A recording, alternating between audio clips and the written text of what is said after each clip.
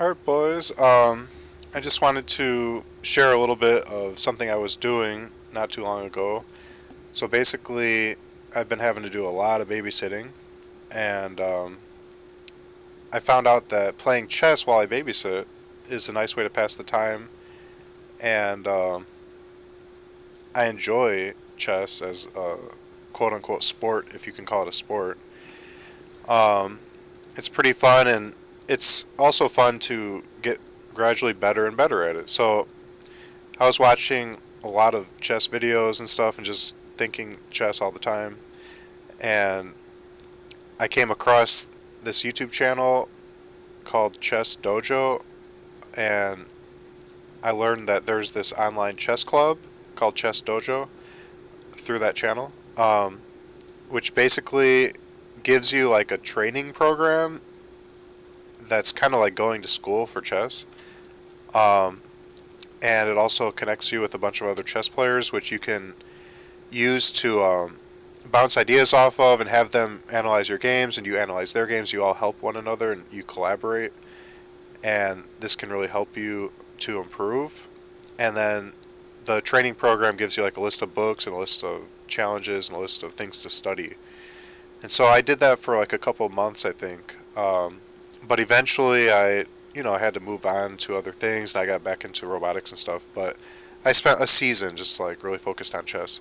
And I had this idea that maybe I would try to get a title in chess and even start playing in tournaments locally and stuff. But I'm not sure if I'm going to follow through with that because, life's short. And when you're playing chess every day, thinking about chess every day, that sounds good. But then once I took a step away from it and started working on the robot and stuff again, I'm like, man, if I had to choose between chess and the robot, it's no brainer the robot.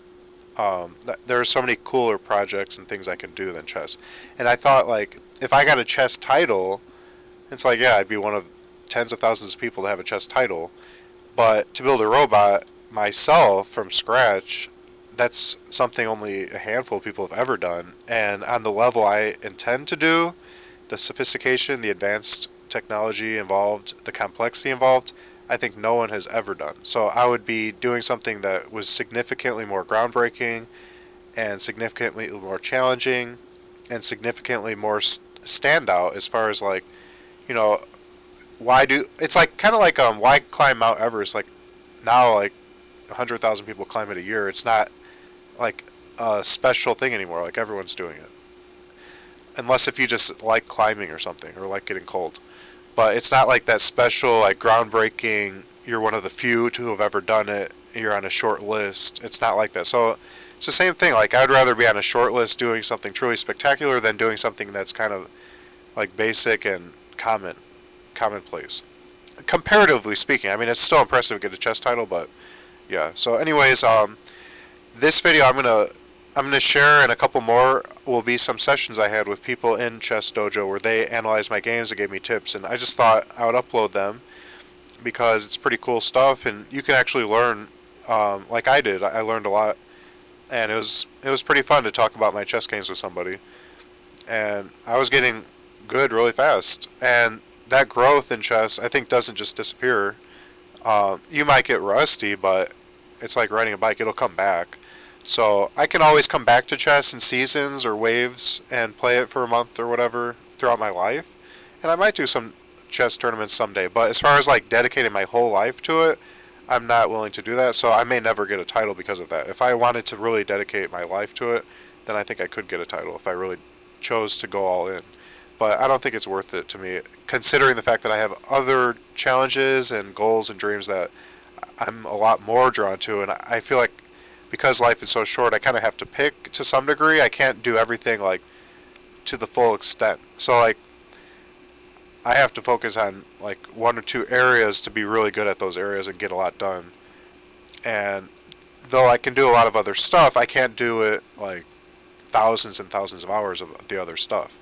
So basically, I can be like more of an expert in some areas, and then more of a amateur in other areas that I don't give as much time to. The expert comes with putting a lot more time into it. So I have to kind of be selective in what I'm really going to dump my time into. Um, and I think like robotics is much more important. And I think also theology is very very important too. for my Bible teaching videos and stuff. So I like doing that. That's important for my sake and for others to help people come out of lies and stuff that the world tells you. So, anyways, now I'll start the video up. It's pretty cool. Okay, I'm recording because this is awesome. Thank you. Okay, so Yeah. all right. So you So said you're just recording like locally or something like that, not through chess.com, right? it's just a private recording with OBS onto my Sure. desktop. Yeah, totally makes sense. Yeah. So anyway, so basically, by putting the pawn on e5, you were the whole time stopping white from getting 2 pawns in the center. So again, if they had played c3, you need to come up with a move right now that stops them from playing d4. For instance, d5 or knight f6. Both of them fighting for the center and attacking their pawns. Right. Wait, So if they I can't played just d4, he could just take with ex d4. yes. Oh, And but then I got queen the takes. queen. Oh. Notice how in the normal Scandinavian, when they play this, you play this, they take, you take with the queen. Whoops, sorry, ignore those. He doesn't know what that is. Knight c3 would be an annoying move to face in this position because knight c3 develops, controls the center, and gains a tempo. Guess what move is illegal right now? Knight c3. So that's why d5 is a good move, because you can't develop and attack my queen with the most normal developing move possible. Okay. So that's why d5 here would make sense. When they play d4, this is a critical move, and you have to take it because they are not taking back with the pawn. So you've officially are fighting for this. You played d6, and notice how that lets them play d5. They don't even have to do that. They could have also played c3. I think c3 is probably a better move. And now, if you ever take, they can take with a pawn. And notice how like the moves you want to make in this position are like knight f6 and d5, but you can't play d6 and then play d5. That's just breaking all the rules. So that means you've kind of also messed up a little bit. But now you kind of understand what it means to like fight for the center, maybe a little bit better. I think d6. I do that on white and black. I support whatever pawn I move to the furthest position with one slightly behind it, which it always says on the games. This is a timid move, but it says book. So Yeah, and that's the problem with chess.com because it is a timid move, and you shouldn't be playing timidly. You should be always taking the fight to your opponent. So if it actually is a timid move, it's usually wrong. Very, very likely it is a wrong move. I just figure like the d file would take on the e file, and then my d pawn would take back, and then that would open up that for would the be development great. of the bishop, anyways. You would be so happy if they did this. This would be amazing for you. Even if they trade queens and you have to take with the king, this would be exactly what you want. I think the bot Because usually you're right. does that. Yeah, you're right. These 2 pawns equal in the center, 2 developed pieces, one each developed pieces equal in the center. This is great. This I is would probably exactly take him back with a knight so that I could still castle. I'm terrified to lose castling rights. Well, the queens are off the board, so you're not getting mated, basically. So Oh, it's okay. interesting. You know what I mean? Yeah, I hadn't thought of that. So castling Yeah, is not that important when you trade queens. Yes. Oh, that's a good thing to remember. Yeah, So people in these don't really positions hesitate. here, Also, I'm when like they take undeveloping if I took with the knight. So people wouldn't take with the knight. They would take with the king because you lose development otherwise. Yeah. In fact, in the dojo, they recommend a specific move order. Let me just back up for a second. Here, which is a little bit slow and allows this one. They recommend. What do they recommend here? Wait. Knight BD7. No. Wait. Sorry. Maybe it's. Oh, wait, I'm trying to remember. What do they recommend? It's in the Philidor. And they take with the king and then play c6 and king c7. I'm trying to figure out how to get there. 1 second. Maybe it's like this move order. Maybe it's d6 here. And then you play e5 on move 2. And if you take, you can trade queens, yes. But again, if we're talking about development in the center, we have 2 pawns. We have 1 pawn each, so the central control is equal. We talk development in the center. Well, I have no pieces developed, you have no pieces developed, so we're equal there. So everything's totally fine. I will play this, and my king is super safe on this square. How do you ever attack it? Oh, and then you could develop your rook that way too. And you can, exactly, your rook's coming to d8 eventually, and it's all good. Wow. Yeah. So this is one of the opening repertoires. If you like look through the Chess Dojo opening repertoires, they have that. But okay, my point is, I'm not too worried about them taking, because yes, they get rid of castling rights, but that's actually no big deal. The problem is they just sit here, and they have 2 pawns in the center, and you only have 1. And I shouldn't highlight this. Yeah. And that's a problem. Because look at this guy. He's upset, man. He's really upset.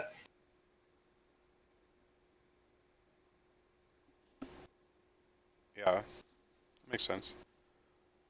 Okay. So now we get to the game. You don't take. You defend. And d5 is a reasonable try. I think c3 would have been better, but this is a reasonable move also, because again, it kicks your knight. Where does your knight going to go? And I have maybe a little bit more central control, although that's arguable because you can attack it. But all right, knight d8. It's not my favorite move, but it makes sense, right? We're going to reroute it. And we got to play c6, and you can't go here because you're just going to lose it. Yeah, I had no choice almost with the knight, right?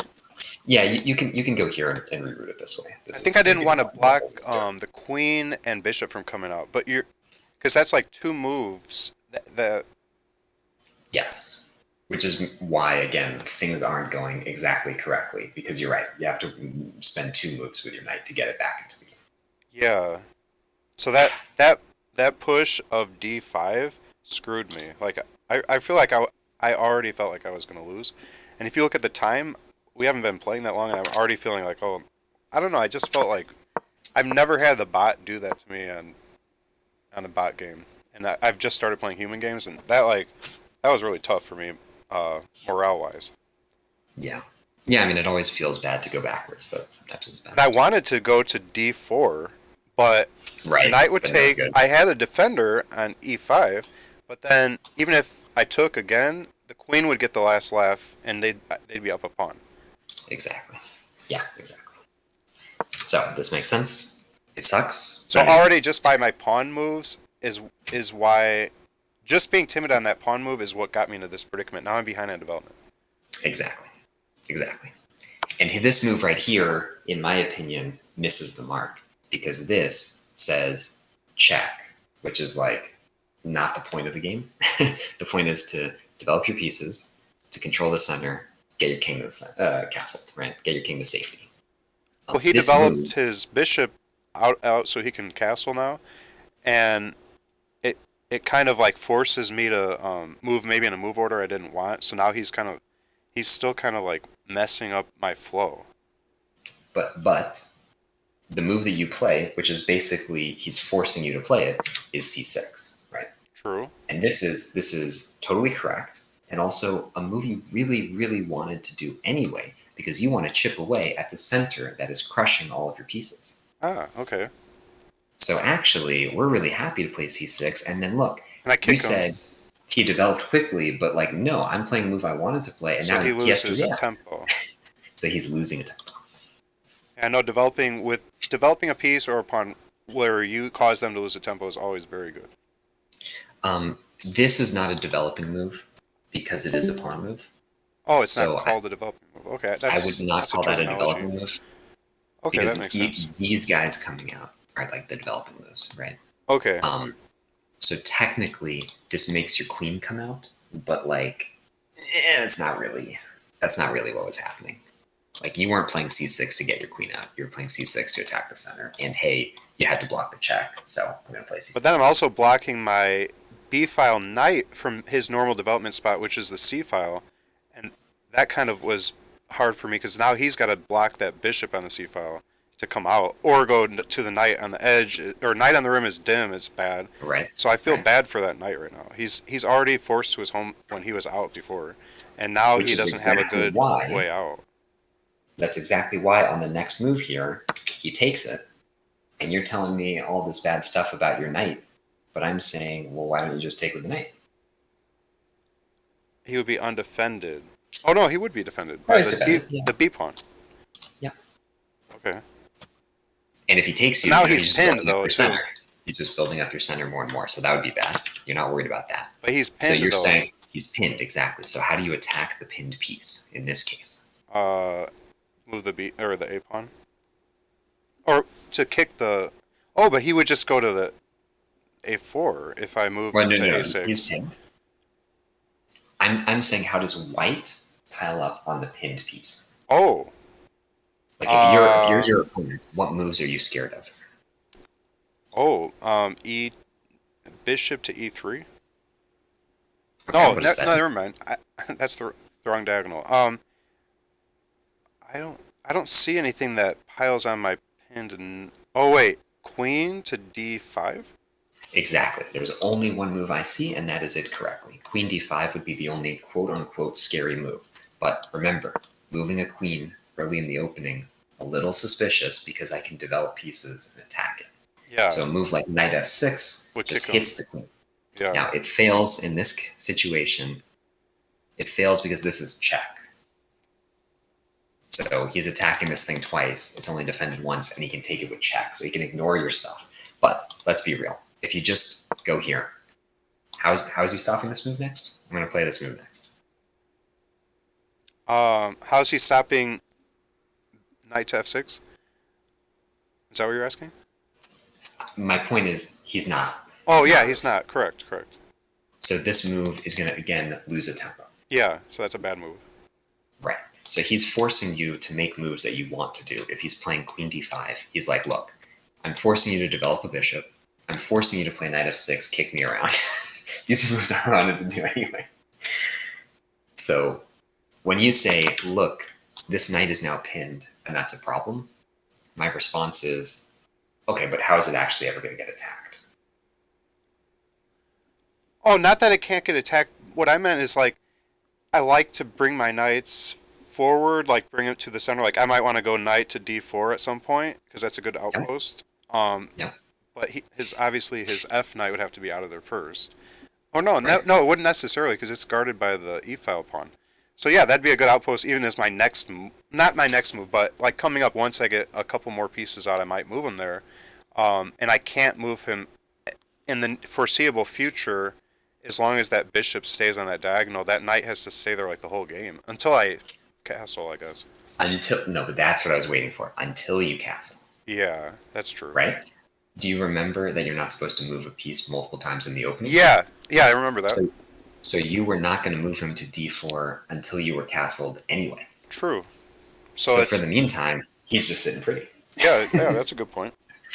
Yeah. So you're right. I am pinned, but guess what? I needed to develop. Doesn't matter. We got other I'm going to develop, stuff to do. develop. Yeah, He's not pinned. that makes sense. And Developing you need to, the F bishop to the seventh file is like a kind of like, don't you want him to be on the hill or on the mountain? Like you don't want to develop yeah, just I know. one. He's kind of too far back. But I guess that's not too bad since Fiend shadowing a bishop, you don't move him that far into the center anyway, so maybe that's okay. But it's kind of weak square Um, for him.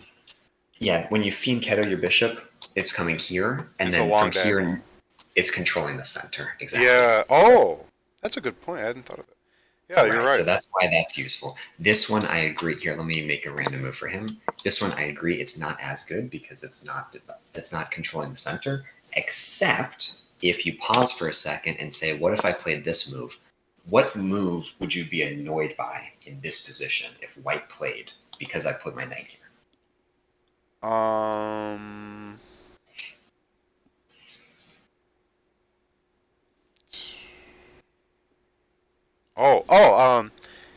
Bishop C to G5. Exactly. This is kind of annoying, right? Because as long as I'm pinned, my knight, which was just attacking a pawn and attacking the center and controlling squares in the center, is suddenly pinned. But guess what? It's not pinned. Done. Mission accomplished. True. So That's a this good is point. this is another scenario where it's like this bishop is not a hero, but it is supporting your whole team. Got it. Yeah, that's a good So point. you're not in love with this bishop, but it is technically helping you control the center because it's helping the knight control the center. I should make that red. Yeah. What if I did like the G pawn moves forward so I could fianchetto that bishop? Wouldn't that be better for me? Or no? Yeah, because it would. Isn't that better than having the bishop on the e file?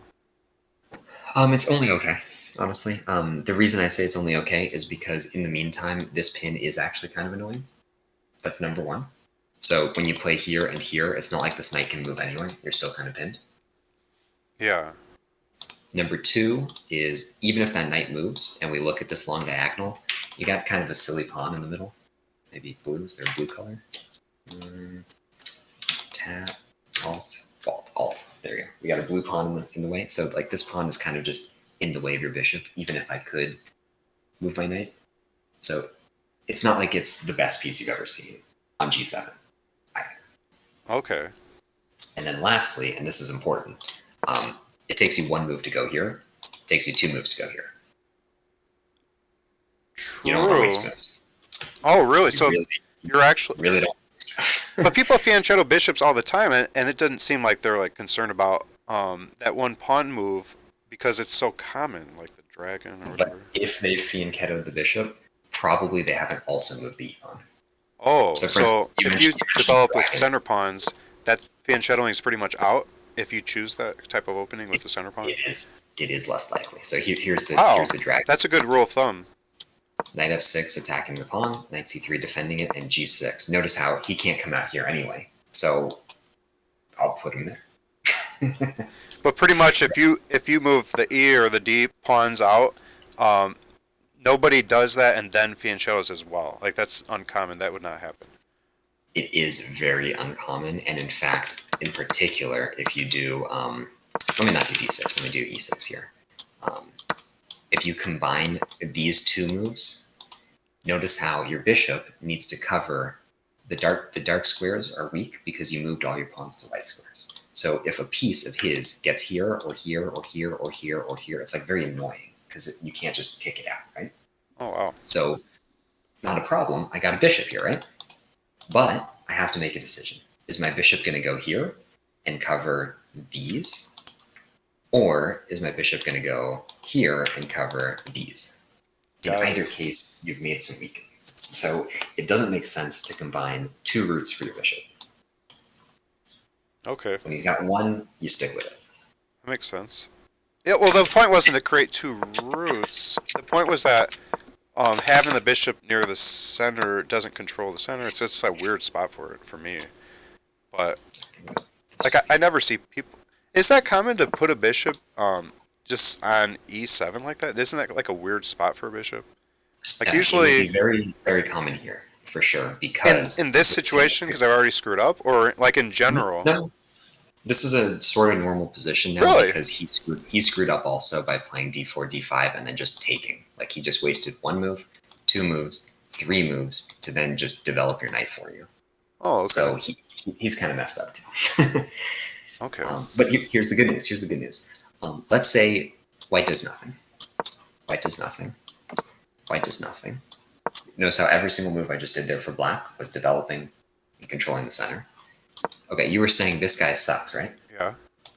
Okay, well, I'll make him better. d5. Yeah. Now he can come out like to b4.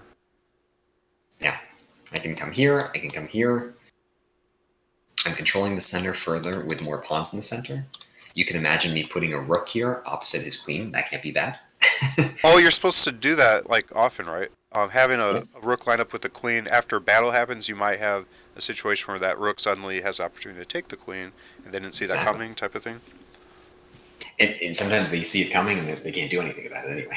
Because after the trades, it just happens and they're screwed. Exactly. Okay, so that's like a good rule of thumb I heard in a lesson one time. So yeah, you can see how if you can get this in and they take you, well, let's say I take with the bishop, doesn't matter, I can take the knight or bishop, doesn't matter. We pause for a second and reassess this position. Notice how you are the only one with a pawn in the center. You are the one. If we back up, you have two pawns in the center to their one. So you're the only one with two pawns in the center compared to one. So you are objectively better in the center here in this position. Obviously, I just gave a million moves to you, so you're not going to get this for free, but this is some way to liberate your bishop and also control the center. I'm just hammering through the same normal things you're used to hearing over and over again. Control the center, develop your pieces. That's what I just... Yeah. Yeah. So he's not what Naroditsky says is this guy on E7 is not like going to deliver the COVID vaccine. This guy's just kind of doing menial work, right? Got it. But eventually, all your pieces work together, and then one of them will be that hero who kind of like comes up with the vaccine. That's how he describes Doesn't it. the bishop on the e file also kind of screw over the H rook since it can't like come to its normal development spot, which is like E? Well, if we go back to that one more position, like I said, he can move now. So for one thing, he can move. He doesn't have to be in the way. He can just play bishop f8. True, yeah. He can play bishop c5. Whoops. Play bishop c5 and get out of the way. But also, rooks come into the game usually much later. Oh, okay. So that makes sense. I wouldn't be worried about my rook in this position. I just want a castle, and then I'll figure out if that rook needs to move later. So moving the bishop to e7, which was kind of the start of the conversation, is not a bad development square for the bishop, even though it's not ideal. Considering really the whole way I messed up the opening already was having a pawn on d6 to begin with. That just hampers the bishop on f8 from really going to squares it prefers. That is one way to think about it, yes. Now, to be fair though, if we back up and we look at this critical move right here, and you're taking, well, that means you have less center control also temporarily. Because this pawn can move forwards, that's one issue that might happen. And two, like yes, this guy's open. In fact, this would be one of the more normal moves. But two, you need to, like, you're not developing a piece. When you do e takes d4, you didn't develop a piece with that move. True. So it's not like this is just obviously you're doing great. This is still a very critical position, and this is why this is a main line called the Scotch defense. Okay. But yeah, so this isn't just like, oh, and then everything's fine because you didn't play d6. Like, this is still kind of tough. But more than likely, you're going to try and play d5. You're not going to try and play d6. So for instance, if I play knight f6 here, I'm hitting this pawn. You don't have time to push it because I just take it. That doesn't work, right? So I'm hitting this pawn, so you defend this pawn. Okay, how about I develop a piece, pin this, and I'm hitting it again? You know what I mean? Yeah. If you go here, maybe I could just take and then take the pawn, right? So maybe you need to play a good move here. And in fact, the only really good move is this move, which is like pretty hard to imagine. And the point is that when we take it, they can play e5 because they don't want to waste time. And you're trying to move forwards. And so together, you're like, you can see how the moves kind of make sense. If we back up, once you took, knight takes, you develop, you control the center, you attack the center pawn. They develop, control the center, defend the center pawn. Wasn't me taking... Did I take actually in the game? No, you didn't. Oh, okay. But if I... You're saying I should have? Yes. Yes, this is better for you than mine. I just thought... For some reason, I thought if I took... Yeah, if I took, their knight would take. If I took their knight back, their queen gets my knight. Yeah, but you don't have to take them. Yeah, that's the thing. In my mind, I was like, of course you have to take, but you're right. I could have just then... What would I do from here? I guess d5? You develop your pieces. That's what we're doing. Oh. But how does the c bishop come out? c8 bishop. He's a problem. We're going to try and get in d5. So I was showing you, first things first, I got to get my king to safety, right? So I got to develop. I agree this guy needs to come out, but there's more important things happening than me. Like, for instance, this rook on a8, I need to get him out too, but it's going to take a while. But wait a minute. If I did knight to f6, couldn't he just go e5 and punch that knight? Now I'm like, oh, that's a good response. That's a pretty good response. Yeah. Okay, so I could have done that. If they take and then play e5, well, guess what? I got a beautiful square in the center. Great. Gotcha. Thanks for kicking me to the center where I wanted to go anyway. Oh wow, that's true. Although I'm moving twice, which is to be avoided, you said, but that's okay. But he's moving circumstances. True. So I didn't lose tempo because he did the same kind of waste of tempos. It's not like he developed a piece in order to do that. So, like, for instance, here, if he plays c4, you would be like, oh no, he's attacking my knight, I have to move it again. But this move does not help any of his pieces develop. In fact, it actively hurts this one. Got it. Okay. So I'm not afraid of that move, even if I have to do something kind of weird like knight b6, which is like it's not the best piece in the world anymore. But it doesn't matter because you're making moves that don't develop pieces. Black in this position has more pieces out than white. How's that possible? White screwed up. Yeah, true. One Yeah. one thing is, I guess so basically like my first mistake was d6 in that position, but I should have done knight to f6. No. You should have taken first because Oh, remember should have taken first. That's right. the point of e5 is to stop him from having two pawns in the center and having full control in the center. So he tried to do it with d4, and you got to stop that. Oh, wow. But isn't that kind of like Queen's Gambit not accepted? Like you can decline taking that, but it's not. But this isn't Well, a gambit well, though. This is a. First of all, it's not a gambit, but second of all, in the Queen's Gambit, that one is not a center pawn. So if we back up, the Queen's Gambit is c4. He's trying to get you to get rid of your guy so he can put two pawns in the center. This is what he actually wants. This is what white truly wants: is the two pawns in the center. Got it. Okay. So Right. so I should have If been they play- aggressive if- right off the bat. If they play this move, you have to take. You You have have to. to. Wow. Because it's like I played d5 to stop you from having two pawns in the center. If you try and get it in, I gotta take. There's no other move. There can't be. that's a good rule of thumb. Okay. So Yeah. when it comes to like pawn battles in the center at the start, you always take. If it's the center two squares, if it's the D and E file, you always take, because you can't just be passive at that point. You And so can't be D6 was like a retarded move. It missed the mark. It's not that bad a move, but it really does miss the mark. Okay. So here's one more example, just to Blame test the Nelson, by the way. Nelson's traumatized me with the Scholar's Mate so many times that I guess I always try to do a timid move at the beginning because I got so traumatized by Nelson. Now you gotta look just how to beat it, and then you can move on. Oh, I've beaten Nelson. I got my revenge. I've beaten him like 30 times. There we go. So if they play this move, first of all, do you know we'll never play f3? That's a Have you heard weird that one? move. That's a very weird move. Nobody would do that, right? Because it blocks the G3 knight move. Or no, it blocks the knight to F3 move. And it also doesn't fianchetto the bishop, so why would anyone do that, right? Right. So what does this move do? Oh, unless There's- he's planning E4. Exactly. So this is the only positive of the move, but I agree, this is a bad move in general. So when he does this, let's say you develop, and he plays e4, remember I said you have to take if they can't have two pawns in the center. That means you've screwed up if they have two pawns in the center. But guess what? In this scenario, if I take, well, they have two pawns in the center. But I could take E4 with my knight with no response Exactly. from them. Exactly. So notice how we covered it, so they can't do Okay. this again. So now if we back up and we say, okay, let's say you develop a knight. You're supposed to develop your pieces, right? But now you can say you've screwed up because they can play e4. And again, I gotta watch out for them just having two pawns in the center, completely uncontested for free. So I should take even that in that situation. No, because here he has two pawns in the center. Oh, Now, do you see why this doesn't work for white also? It actually doesn't work also. so okay, go back. If he went E4 and I went D5, in this situation, I can't take with my knight because it'll get jumped by the queen. I can't take with my pawn, so I would go E5.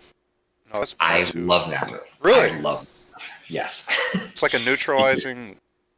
You need to calculate a lot when you play a move like this because everything's kind of loose. But this is hitting the mark. This is you showing, look, I'm not going to take you because you're going to get two pawns in the center. So why am I going to take you? That doesn't make any sense. If you take me, you have two moves here. I can take back, or Oh, and it's protected too. Oh, exactly right. So either case is good. And you might say, well, you're not supposed to move your queen out early in the opening, right? So they attack it. This is a problem, right? Yeah. But thankfully, we can develop, pin, and my next move is going to be bishop takes c3, and I'm just going to get on with development. I'm just developing everything. I would as never rapidly as have possible. thought of that because I would be like traumatized to have a knight on my queen that way. I wouldn't have thought, oh, I'll just pin then. I I don't think that way. That's a really interesting thing. Like, wow, that's But pretty if you cool. actually think about it, what move do you want to make in this position? You don't want to take a pawn, which, by the way, this is a free pawn. You should have actually done that. Sorry. That's a better move. But what you actually want to do is you want to develop all your pieces, you want to control the center, and you want to get your king to safety. So this one develops a piece, controls the center because the knight was controlling the center here. That's just a So really now, smart move, but it's not apparent to someone my level. Like nobody would think of that. there you go. That was a really good bishop move. So this is what I'm talking about when I say like you got to stop them from having two pawns in the center. If you play at f3 as white, he's literally saying, look, I'm going to get two pawns in the center. And if you're confused as black and you're like, oh, I'll just do this because, you know, it develops sort of something, and he gets to play e4 for free, you've screwed up. I actually only would have done that to protect my d5 pawn with somebody. Right. Because Right. he seems out there, and it seems like the queen maybe would be unreliable. Because I don't want her coming off the back rank until most of my other pieces are off. I don't want her out early. Right. I don't want to be worried about pinging the queen around and getting attacked all the time, losing a lot of tempo. But you see then why knight f6 was significantly better because I stopped e4 because now I'll just take it twice. Oh wow, yeah. That's what you said. You said when I go here, I'm going to just take it twice, and you're like, what's the problem? And the answer is there's no problem. That's a great move. White's down a pawn for nothing. But then, isn't that knight kind of unsupported, and he has to My eventually next jump move. back? My next move is going to be to develop, defend it, develop. Everything is defended. Oh, so it's If connecting them necessary, all. if necessary, I can go back. Wow. Defend the knight with a piece. Wow. I'm thinking like you have to defend with a pawn because at the start of the game you want some pawns somewhere near the middle. Is like a general rule of thumb. I thought. It is. Having center control is important. I would argue that if you, like, let me just do some nothing moves for a second here. So, like, these are not great moves from white, but I'm just castling. I would argue here, you say, I need to have some pawns controlling the center. And I agree with that. So let's go. Let's get some pawns controlling the center. That pawn is on. Oh, he is defended. Wow. It's defended. Yeah. It's a weird Right. pawn structure, but okay, yeah. Although he'd probably. Actually, fun fact: if they take it, he's developing you. Oh This is wow. a check, and actually, you just won the game here. Check, and if you take it, then I just won a rook, and if you don't take it, then you have to go here, and I just won a queen. So Wow. yeah. Wow. On top of everything, you're just winning immediately if they take it. But more importantly, you said I need to put pawns to control the center, and I completely agree. And this is how you do it. I'm not going to do it on move 1 or 2 in this case because white played something weird that forced me to win a pawn.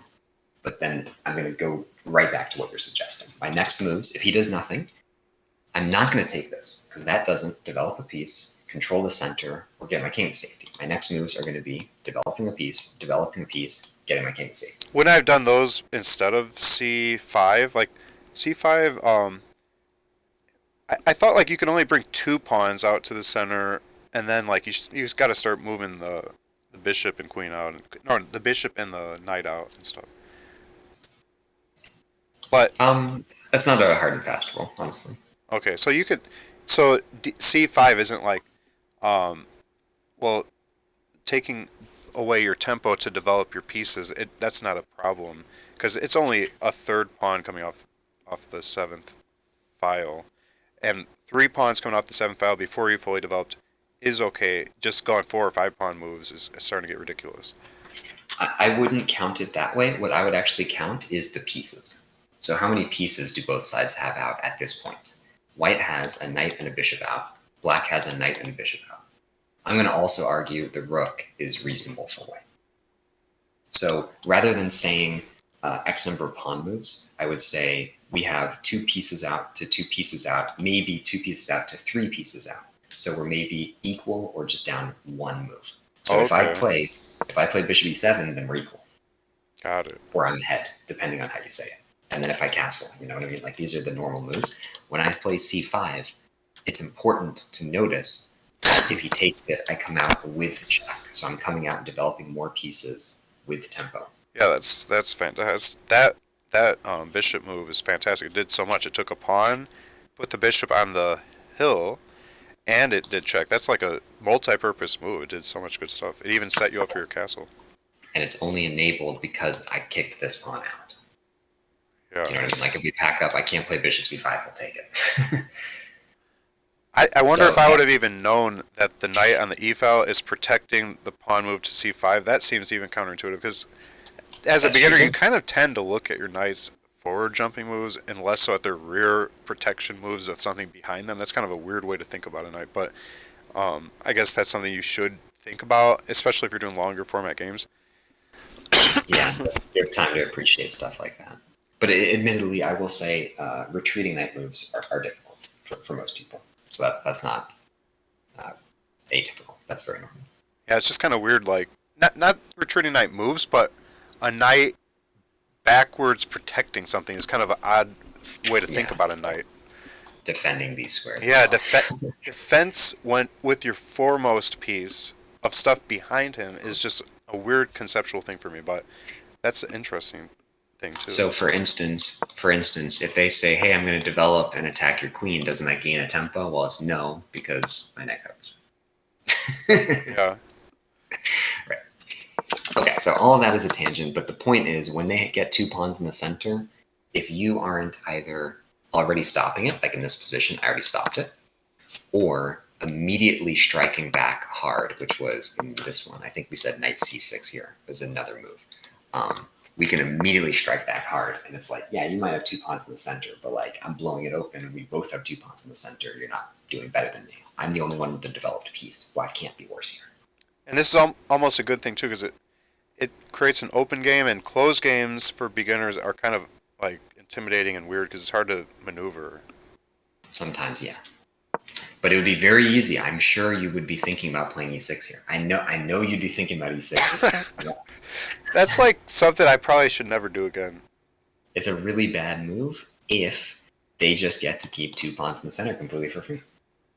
Oh, so there are openings, or there are situations where you do e6 or d6 to support the forwardmost center pawn, but Yes, that would not involve a time when they went e4 d4. That would not be the time to do it. completely agree. You would Yes. only do that if they were fan shadowing a bishop near the beginning or something like that. They were going for a closed position, like a king's Um, Indian attack or something like that. Then you maybe be able to. well, if they're letting you put two pawns in the center for free, then you should also be putting two pawns in the center for free, Oh, wow. right? Because that's what you're supposed to do. You're supposed to control the center. And you would do Well, that even because I thought higher rated players like they have their opening and they don't get to just do that because they're playing a certain memorized well, rule set for their first like 5 moves.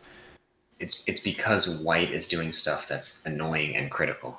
I can tell you if someone plays a3 against me, guess what? Boom, pawn in the center. I'm not messing around. If And then someone plays a4, if they boom, went pawn in the center. okay, so you would do that as a rule, um, even though that's not your traditional opening, you would make an exception. Yeah, because when I see garbage in, I gotta smack them with the rules of chess because you're not allowed to do these bad moves. The way So to punish rules it of is chess trump rules of this is my opening. I always do on black. yes, completely, I just all the time. assumed really good chess players always do the same thing on black, like they play their same opening because it's important for them to have every line memorized, and they just try to like play the first 20 moves by memory. Well, let me hit you with some funny story here. Very recently, at the top level, someone hit this position, and as white, knight e2. Now, this move develops a piece, so it can't be terrible. It controls sort of the center, d4, so it can't be terrible. But the whole point of e4 was to have my bishop and queen out, and I just simultaneously blocked both. Oh, okay, yeah, that's bad. So it cannot, there's no way that knight e2 is the best move in the position. So what do you do as black to punish that? You play a normal move that develops and attacks the center. That's it.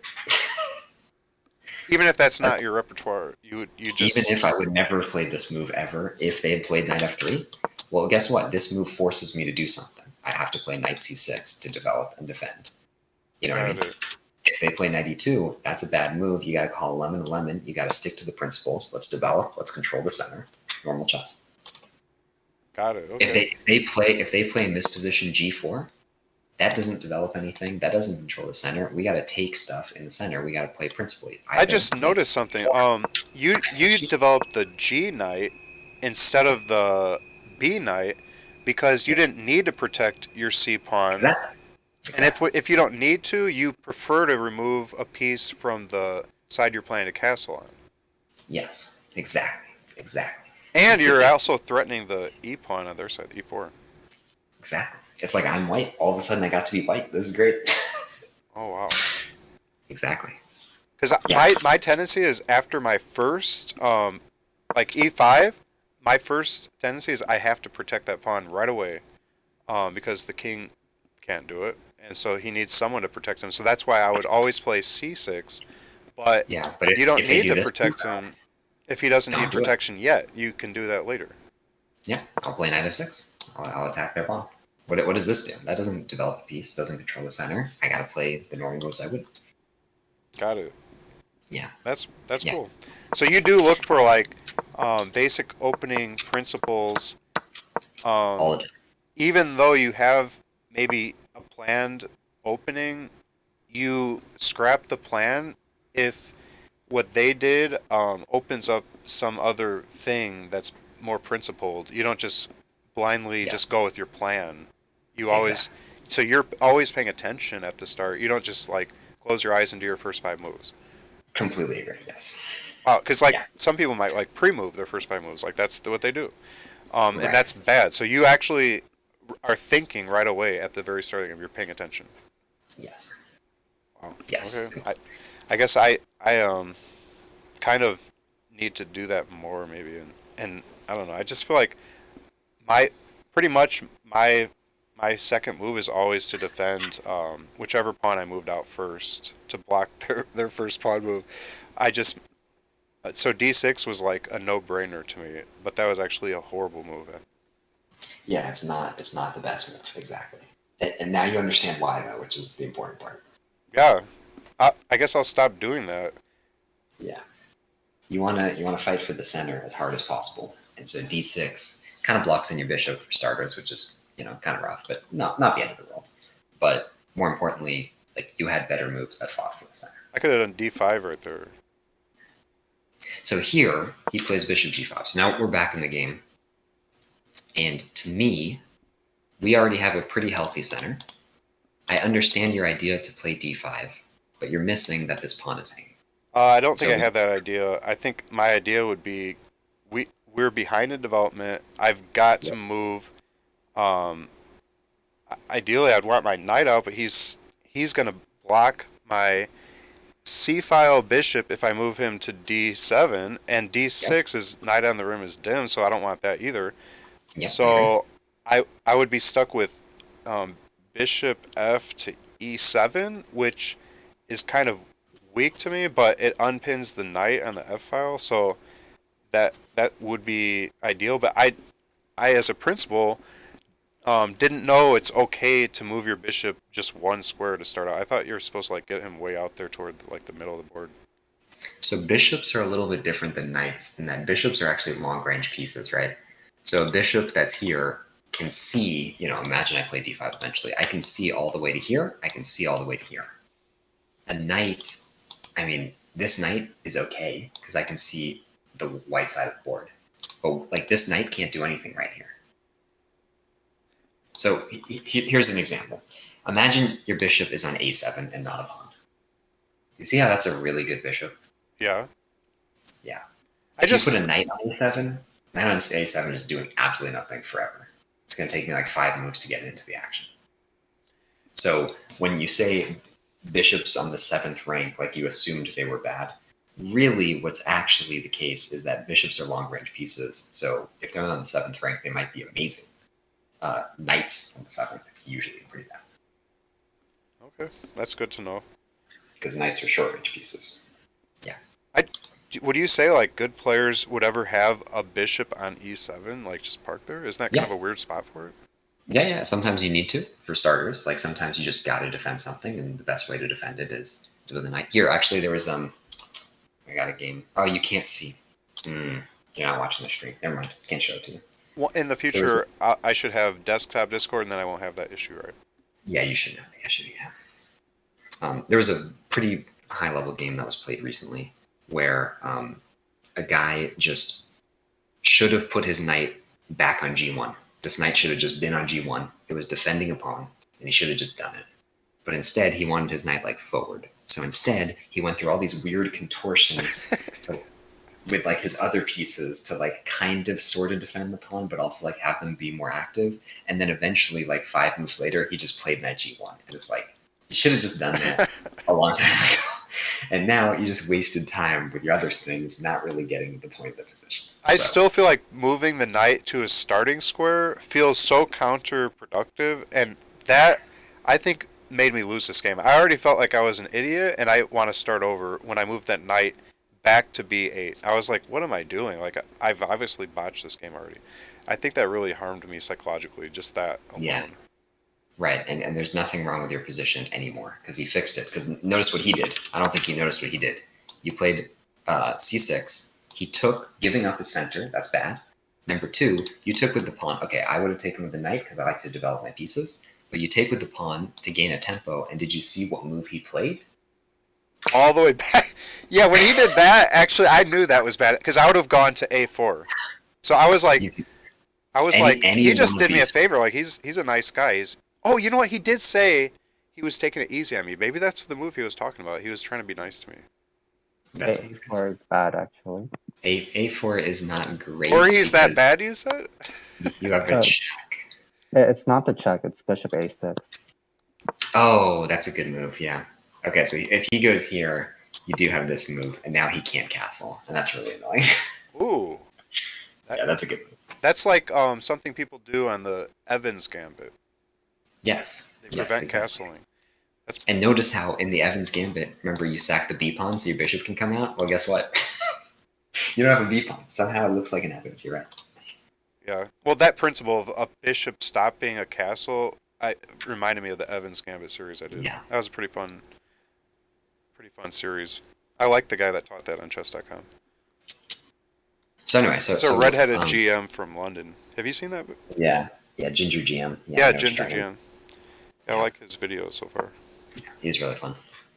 Okay, so this is bad. And you say you felt stupid for doing this, but then he copied you, which means effectively you're not even worse here. Because if we look at this position after this move, he has one piece developed. You have one piece developed. You're attacking his pawn even in the center, which is nice, right? So you're the one attacking. He's attacking something that's solid as a rock. This is like no problem at all.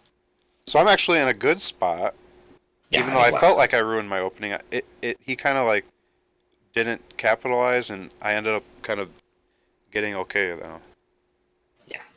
I wonder where I screw up because I played him 3 games and I lost the first one. I won the second 2. I think I won him pretty solidly, but I chose to do the losing game because I thought it would be the most instructive to find out how I was dumb. Yeah, well, I mean, you're missing some ideas. Right. The whole time you're kind of missing the point of e5 in the opening, which is like an important point. And you're also missing sometimes like how you can develop and not care about.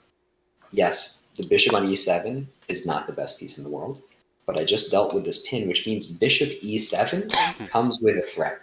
I'm threatening to take a free pawn. Yeah.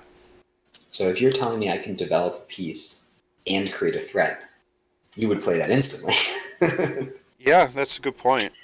Unpinning the knight and getting a piece off the back. It did 2 things. Multitask. Yeah. And I'm one move closer to castling. It does 3 things. We take it.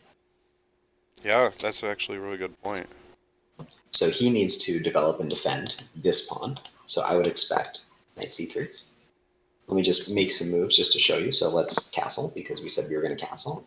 Let's say he develops bishop e2. Let's say we keep developing, and let's say he castles. When you go bishop c4, isn't that like a better spot for a bishop? The reason you don't go bishop c4 is that when I play d5, it hits your bishop. So and then you go up to b3, and that's not ideal. Okay, got it. So that might... It wasted tempo.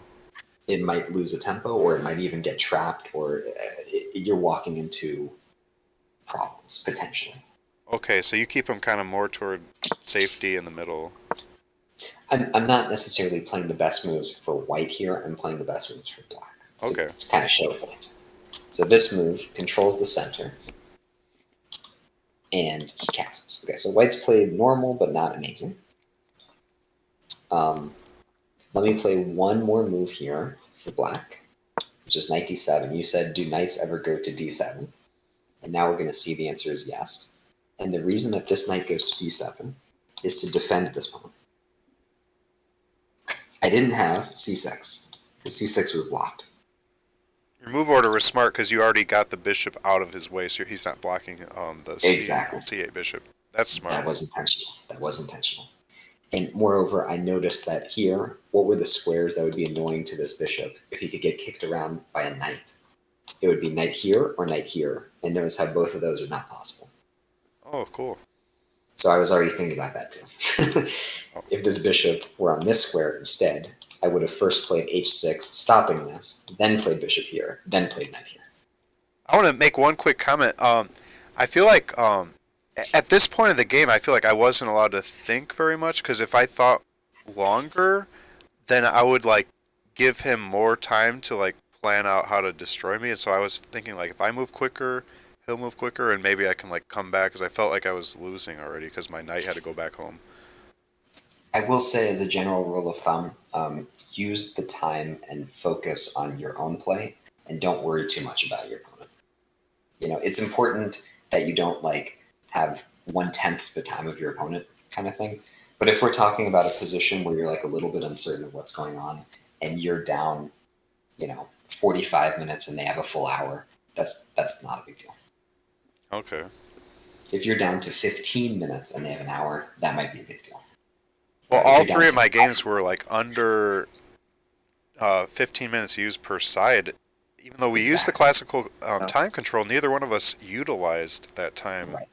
And And that's more important, and that's a bigger problem. I don't know than- why I didn't. I like felt pressure to move when it's my turn. It's so counterintuitive for me to sit there and think. I feel like I'm like wronging my opponent. Like why are you making me wait, you jerk? Like go just move. No. Well, that's one reason why people don't queue classical games, because they don't want to wait. But if you're in a classical game, you have the right to use all your time. Please use it. Don't waste.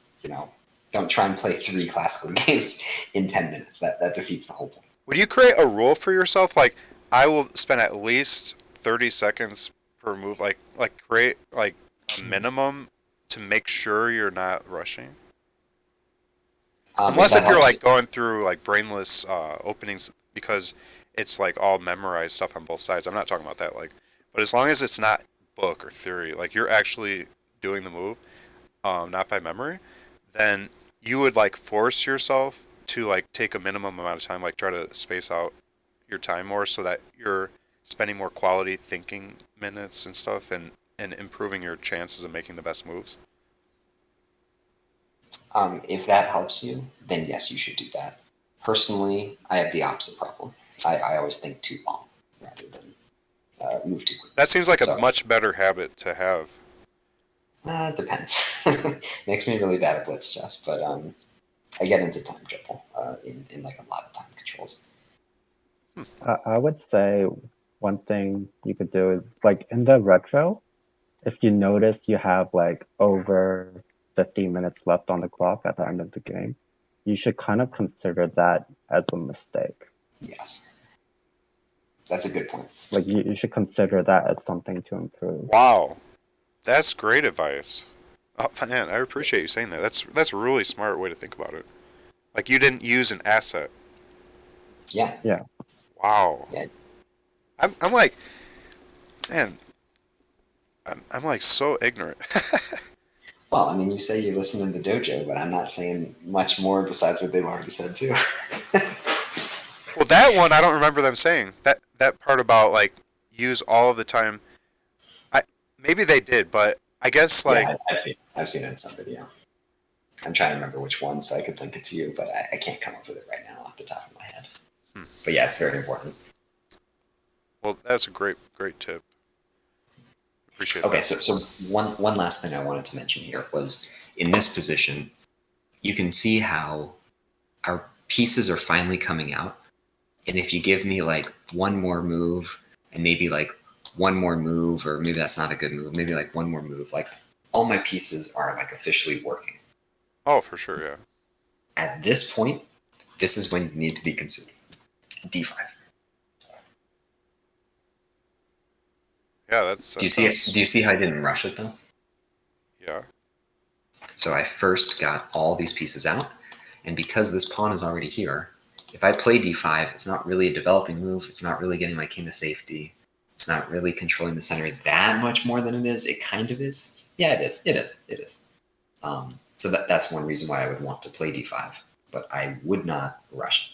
Makes sense, because your goal or your focus is developing first, not like Yes. certain key pawn clashes or something. Yes. So now when we come here, you played d5. And Oh, wow. that is rushing it. Because you're down in development. He has 2 pieces out. You only have 1. You're right. Wow, that. Oh, maybe I wanted. Oh, you know what? I wanted the F file bishop to come out and have the ability to go to like b4, and Yeah, like that's one kind of these. like the Roy Lopez square for a bishop, like going way out to the corner like that. And that's just the natural place for a bishop. And I didn't really consider that it's okay to put the bishop on e7. I just figured like that's not where you put a bishop. That's like amateur or something. I didn't know it's okay to put the bishop out like just barely off his starting square. So that's Yeah. that's probably why. Plus, I thought,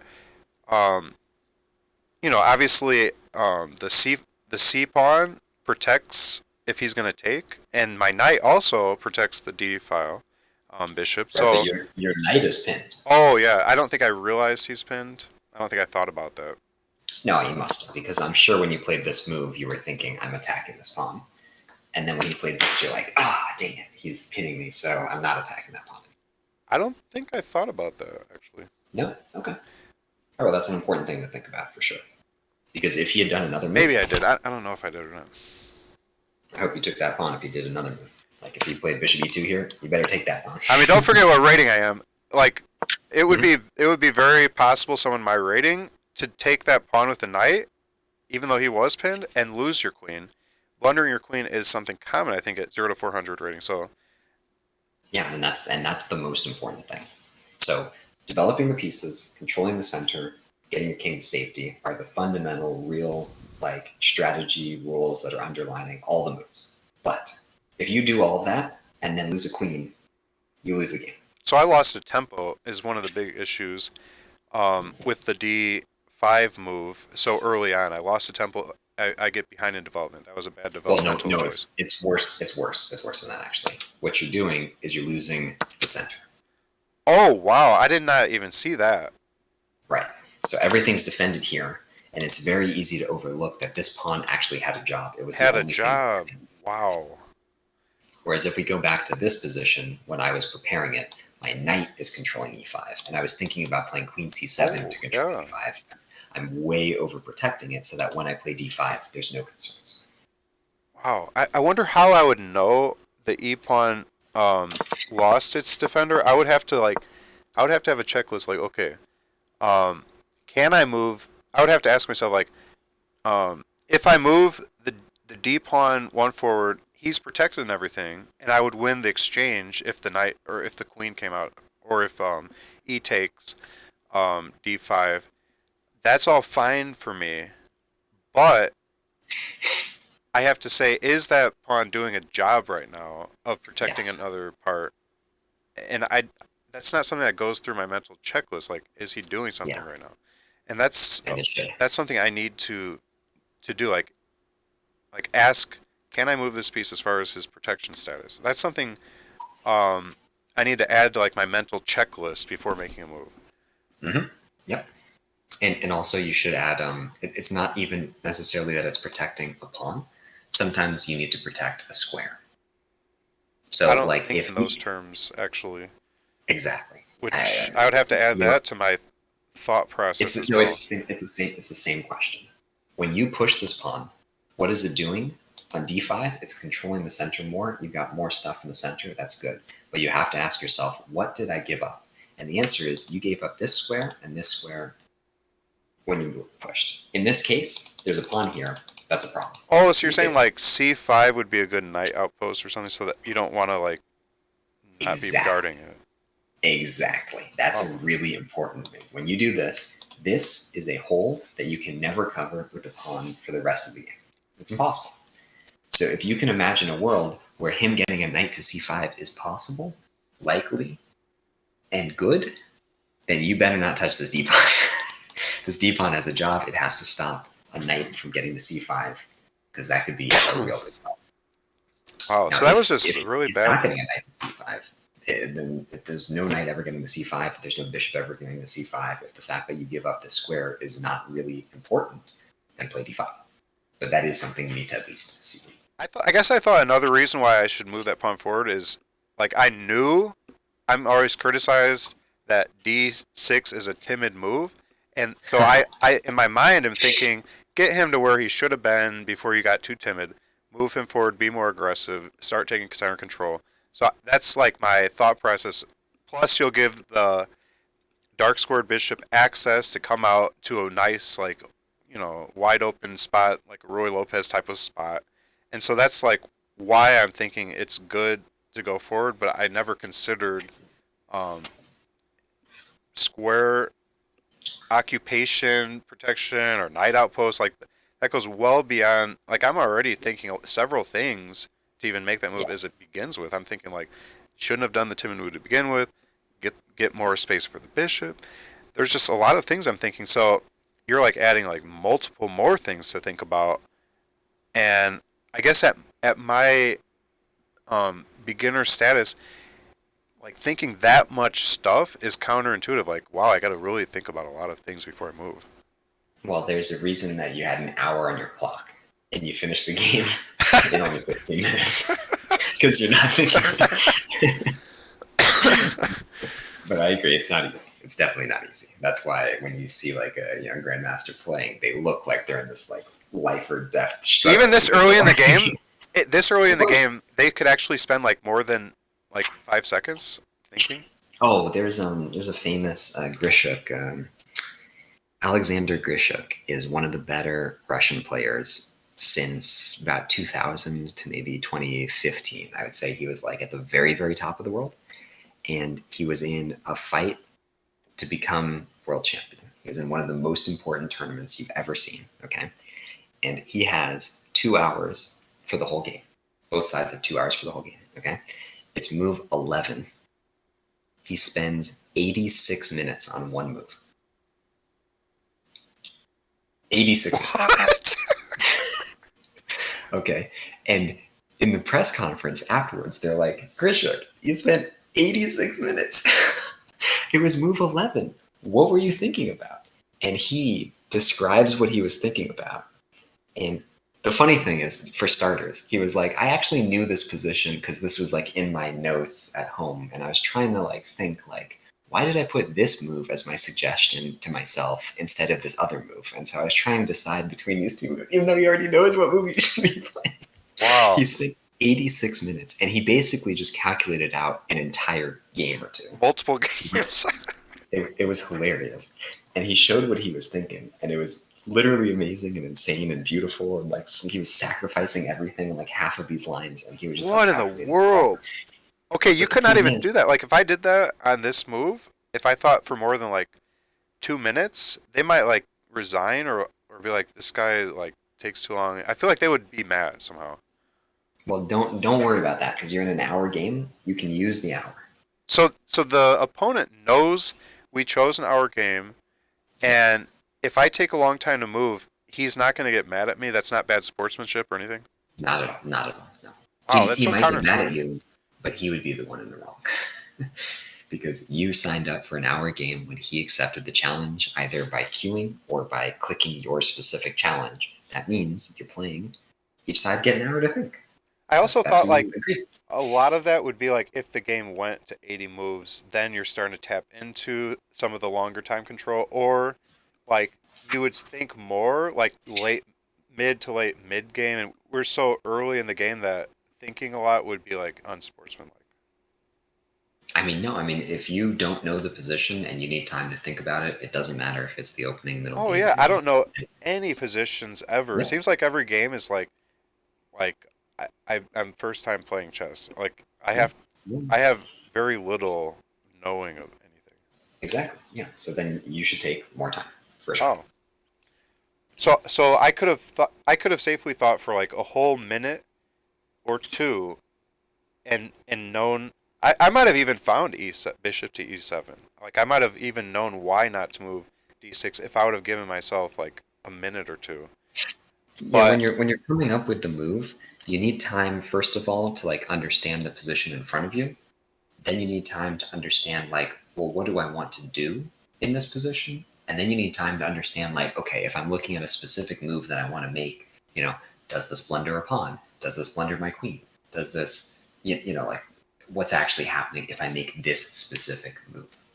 If you have no idea what's going on and you look at this position fresh, like if you just show this to a friend without them having gotten to this point, they're going to need some time to get acquainted. If you wow. don't understand what's going on to begin with, then you need time to get acquainted to it. For instance, this pawn is hanging.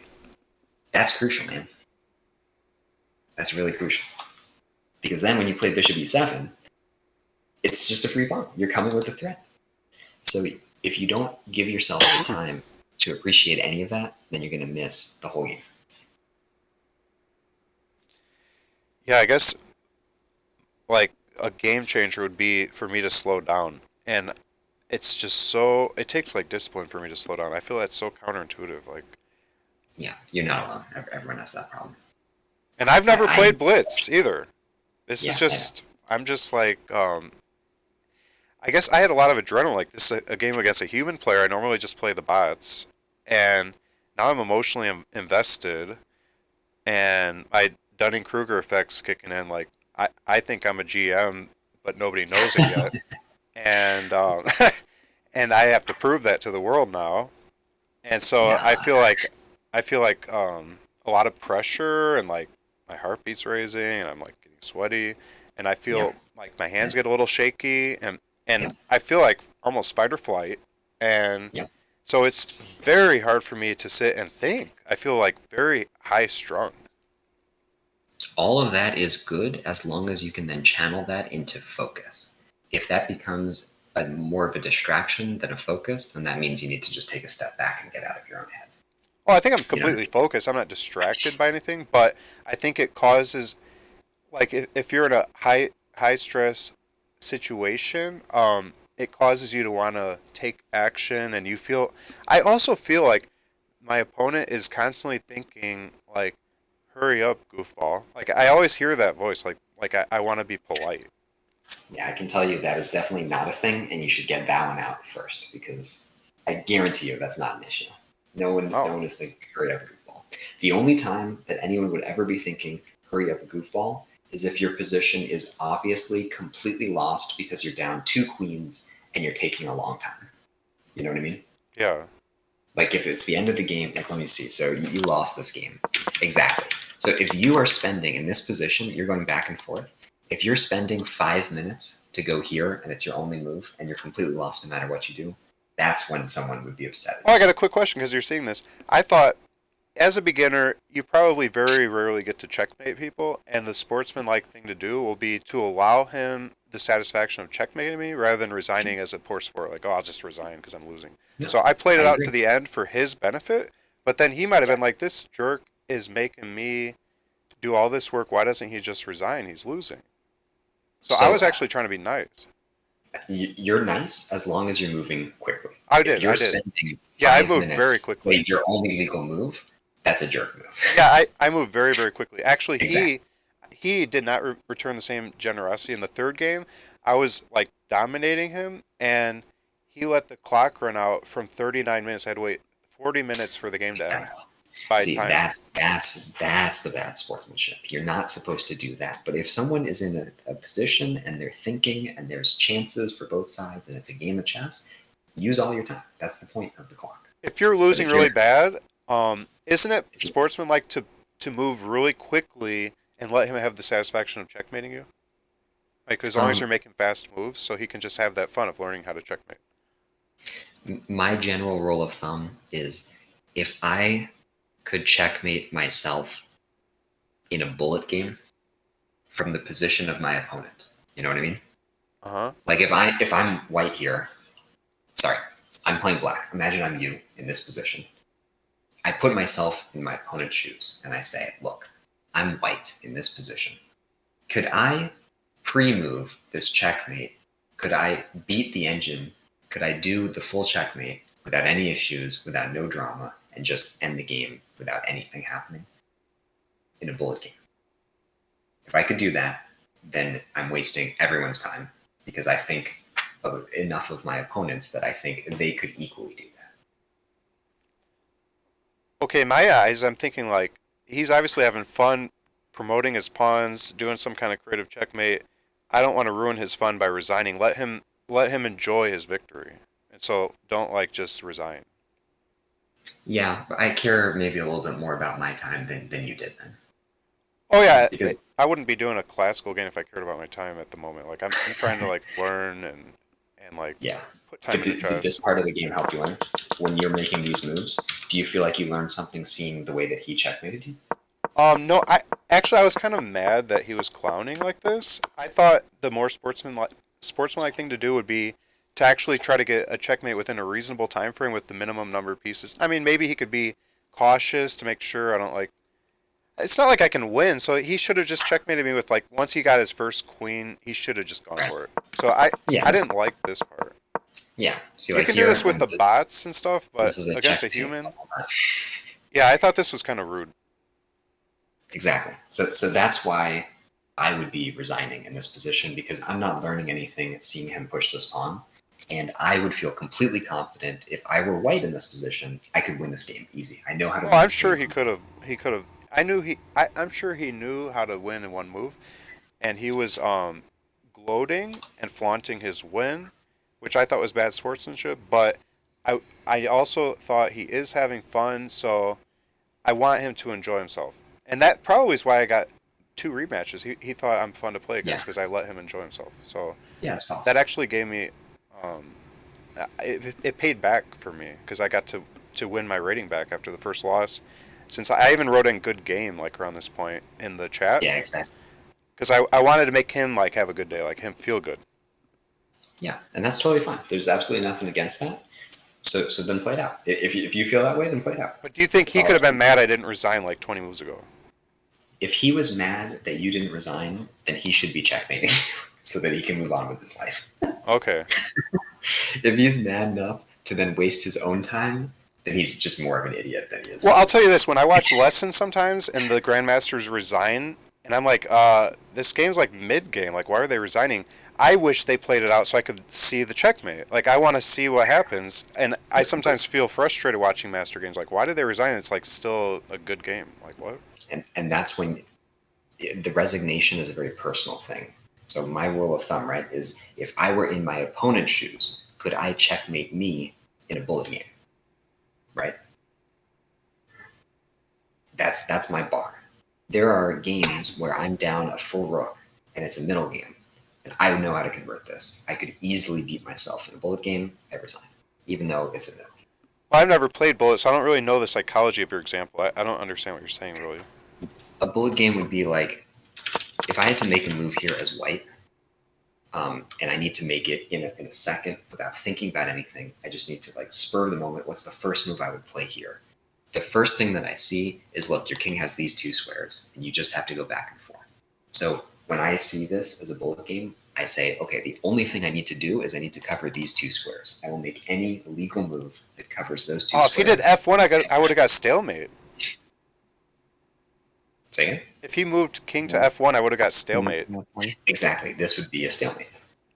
That's Yes. almost worth playing out at this low rating. You might get lucky wins from stalemates because they don't. Well, lucky guess, but yeah. Stalemates probably happen a lot when queens are on the board. Like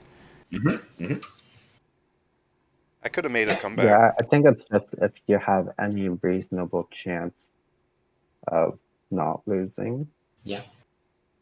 And And I feel for like for Nose's level, this is way beyond that.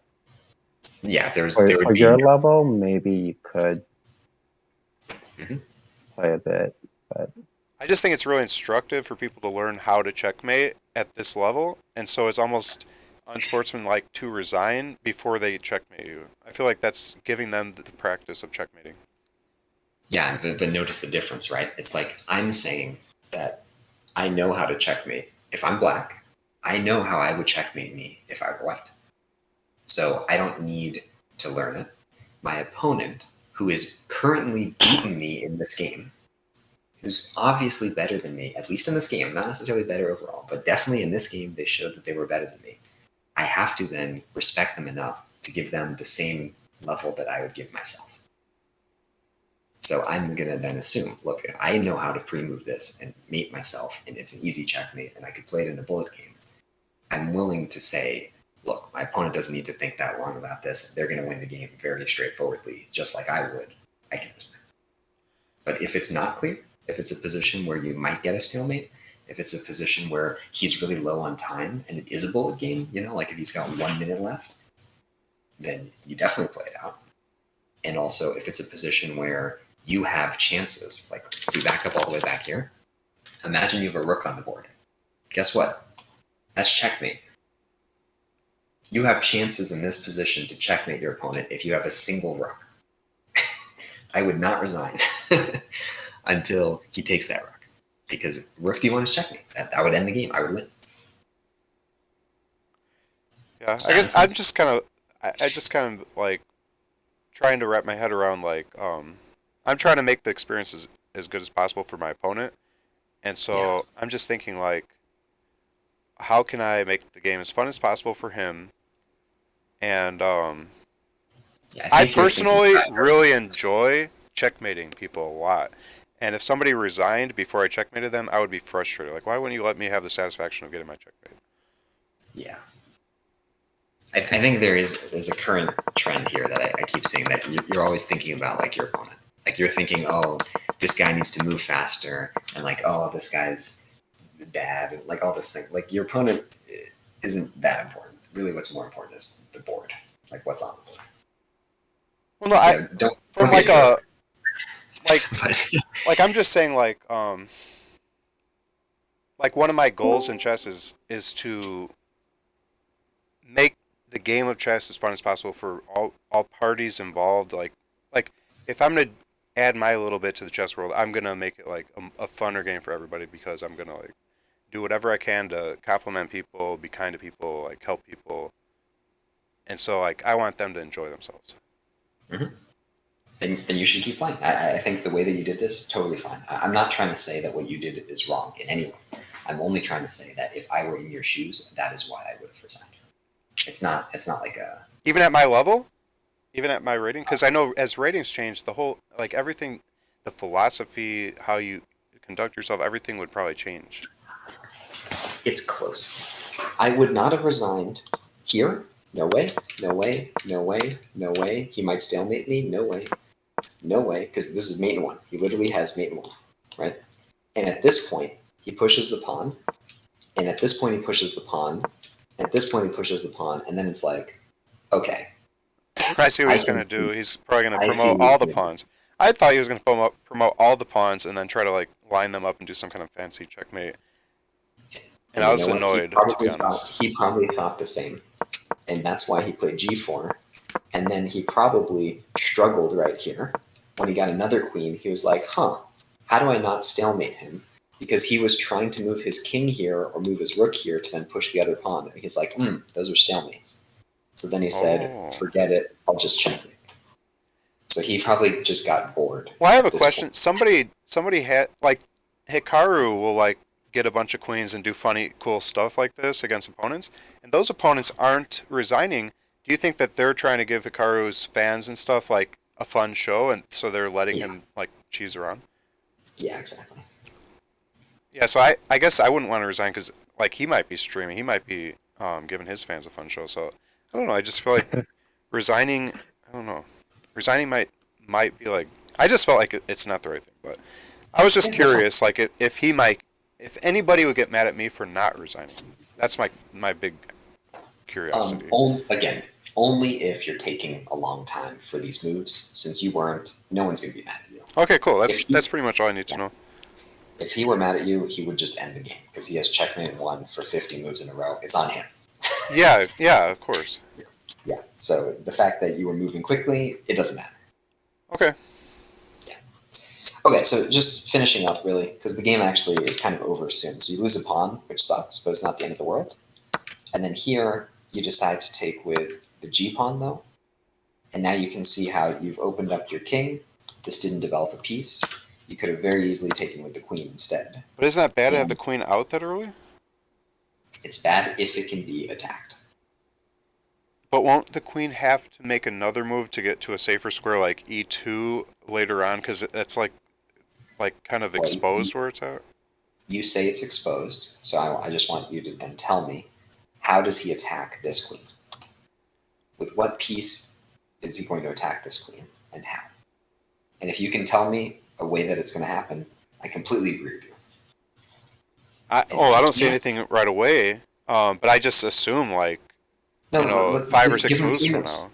Yeah, give him 3 moves. Tell me how white is going to attack your queen in 3 moves. That would be moves he wants to make. That means developing, controlling the center, getting his king to safety. You could go like g4 right now. Or knight Okay. to g4, I'm sorry. Knight to g4. Oh, knight to g4, you can take that one though. That's true. But I just wouldn't even want to have the stress of risking my queen so early. But messing up my pawn structure to a doubled pawn seemed like way more worthwhile than breaking the principle of bringing the queen out early and just having to keep mental tabs the whole game felt like that would be kind of exhausting to babysit a queen. I just thought as a principle, never move your queen until at least like the bishop and knights are completely off the back rank. As a principle. Yeah, that principle is not quite fair. I agree that you're supposed to move your queen out after the other things have come out, but the main caveat there is if it can be attacked. So again, when we looked at this opening where he played, where was it? He played c3 here, and we said, what's a good move? We said d5. And the reason it's a good move is because we're striking at a center, so he can't put the 2 pawns in the center uncontested. Now, can your queen be attacked if it's on d5? The answer is yes. Eventually, sure, yes. But can he attack it easily, doing the normal moves that he would want to do? No, because this is the normal one he would want to do that develops and attacks it. And 2, this is the other one he would want to do that develops and attacks it. Both of those are either illegal or that's a free bishop. So this is a very safe queen. Once that queen's out though, I'm just gonna say from what I know, it usually says like move it to d8 is your next move. Like it has no business being out here anyway, so it can like strike, but then it has to return to its normal like home and stuff. And plus, it seems like it kind of protects a lot of things in the background that you don't even think about a lot of times. So that is very true. But really, you're confusing 2 situations. You're confusing the situation where he can attack it soon. In which case, yes, you should tuck it away. So that means probably here, or maybe sometimes queen b6 is good, or maybe queen d6 is good. Just like squares that are out of the way are good. But if they can't attack it, guess what? This queen is hitting 1, 2, 3, 4, 5, 6, 7, 8, 9 squares in your opponent's camp. That's pretty good. Yeah, oh for sure. I mean, queens can be great. I guess you're saying that because my queen would have come out at kind of almost in early middle game almost, or near the end of the opening, that's okay, especially since it's not like near the center of the board. I can break that principle about keeping the queen back until everybody else is completely done. I mean, literally, I would lean toward not even bringing. I'm sorry, that's not quite correct. I just want to addend it. It's you can't put your queen out in the center if it can be attacked. You got to add the if, because if you don't have the if, then your quote-unquote principle is just wrong. So it's okay to bring the queen out anytime, for any reason. Yes. If it's useful. Yes. And it's not like some hard rule that you have to be like a certain point into a game before the queen comes out. Completely. That's a bad rule to have. Yes. Because then you're taking away an asset. If it cannot be attacked, then Yeah, Generally, you have like a bunch of rules, right? You have like 1, control the center, 2, develop your minor pieces, 3, castle, King Safety. 4, yep, 4, develop your major pieces, which is like your queen and rooks. So sometimes even just playing like queen d2 or like moving it off the back rank so that your rooks are connected, and then after that, attack. So those are like the main principles, right? Yeah. But there are exceptions to the rule. Like, if your opponent is making bad moves, hanging pieces, obviously you're not just going to blindly develop your minor pieces and castle. You're going to take the pieces, you're going to do the tactics, you're going to defend if he attacks your pieces, you have to defend them. So these are like exceptions. Similar to like moving the queen out, like Nose said, if it can't be attacked easily because he's moved pawns forward or he can't develop certain sides of the board, then your queen is fine, like Yeah. hanging around. I feel like I just So I don't even know what to do with the queen once it's out, except go for a checkmate. I feel like the queen being you out gotta is so develop your weird. pieces. Yeah, develop your pieces. You gotta get your like king look safety. look at the queen right now. It is hitting g2, right? Yeah. So he can't ever move He it. can't. He can never develop the light square bishop without losing a pawn. So that's what it's doing. There are certain openings where the queen is really strong, hitting multiple undefended pawns and stuff like that. Oh, okay. This would be one of them. So I can actually not like consider my queen off limits. Then is what you guys are teaching me, a new principle. Exactly. And it's like We're just trying to modify the one that you already know. You just forgot the if statement at the end of it. so gotta there get there your are pieces out of it. exceptions to the rule. Generally, Exactly. you don't bring the queen out, but there's exceptions if Like the 5 things that Yes. I said is like the opening principles, right? uh-huh. But then there's exceptions where there are times where you have to bring your queen out because they take a piece and you would rather take with the queen and not mess up your pawn structure. Well, Yeah, that's what I we were think actually. I think Yeah, that sorry, double. I wasn't here. I wasn't here. Yeah, he played G takes instead of queen takes. Yeah, So yeah, we're yeah. just trying So not to so develop. I didn't even think Yeah, of the so- queen as being an option. I thought that'd be like Yeah. basically a blunder to even take with the queen. well, But when you take with the queen, you're hitting the knight also. I mean, yeah, the but knight's already hit. it doesn't matter. Like I'm so hard set on that queen Right. cannot move that I Yeah. thought if you bring it out, you literally have just broken the rules of chess. You're an idiot. Like what are you doing? I know. Right, not even at all. So that's very good for me to know for future. And I'm curious, like doubling the pawns like that, ruining my castle, like my king Yeah. safety, that pretty much like lost the game for me, right? Because having a king that can't castle to like a reasonably safe place is almost like you're gonna be like For, rolled for- over for, easily. like- for beginners, castling is like OP, right? Yeah, Once you have king safety, your opponent needs to find ways to coordinate his pieces for checkmate. which is And hard I'm gonna for say, beginners. Rare. exactly. Yeah, I would say one thing is the queen out can't be punished, and which means having the queen out controlling all those squares is like maybe even better than developing a normal piece because you're controlling more. Good The point. other thing is the punishment for getting your queen out early is that you lose time. So you get hit, you move back. It's actually not terrible compared to the ruined pawn structure. Yeah, that's fair. Because this punishment is where's your king ever going to go ever? Yeah, as soon as I did that jump, I didn't think about that until I made the jump, I don't think.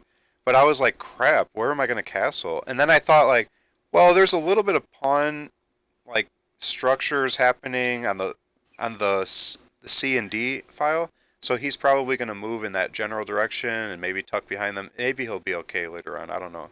So I kind of like lost hope in castling. And at that point, I was already tilting hard. Like I'm like, okay, I don't really have a castle. I don't really know where my king goes. I feel so out of my element. This is so weird. The structures are weird.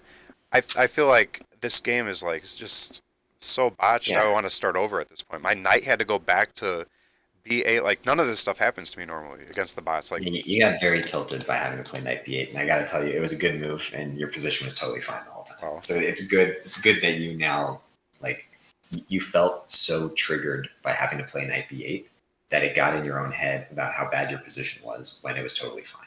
So it's a good lesson, honestly, that like one piece retreating really it's not great, but it's totally fine. okay. Yeah.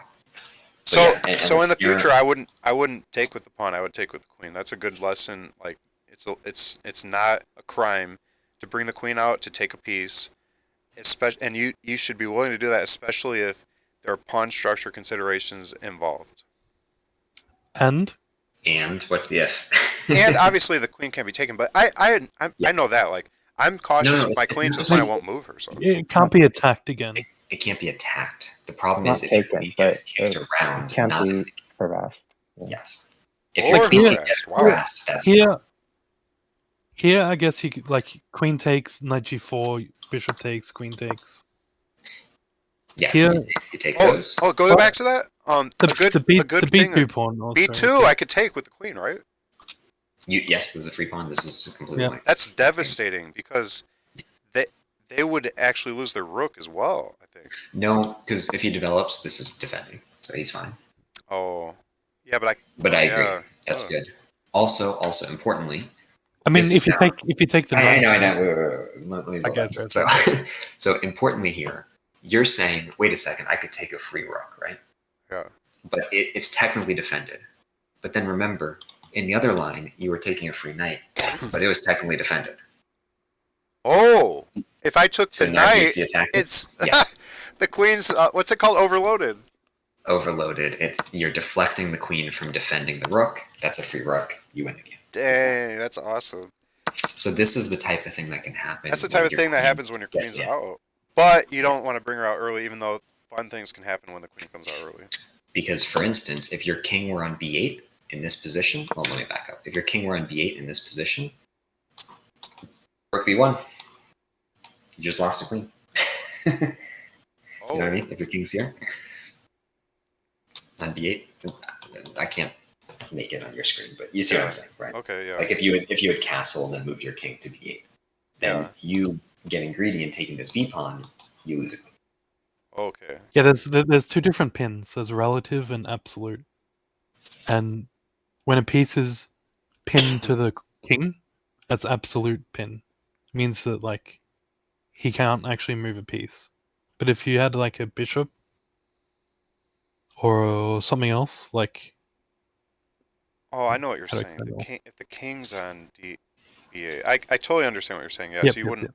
That's yeah. Okay, that's one reason why you wouldn't want your queen too active. Right, and that's the type of thing you need to watch out for when you move your queen forward. Is Yeah. can it be kicked around by him making moves he wants to make anyway? If you give me this position and your queen, let me just cheat for a second. Let me put the queen. Let me just cheat. Let me just cheat. Ignore this completely. Okay, if it's this position and I castle. What's a move that white would want to make in this position? They got to develop their pieces, they got to get their king to safety, and they got to control the center, right? A move they would want to play is putting a rook on an open And file. not open 'cause file. it Yep, I know that principle. Exactly. So if your queen is on b2, then you're like tempting them to do the move that they wanted to do anyway, which is to put the rook on the open file.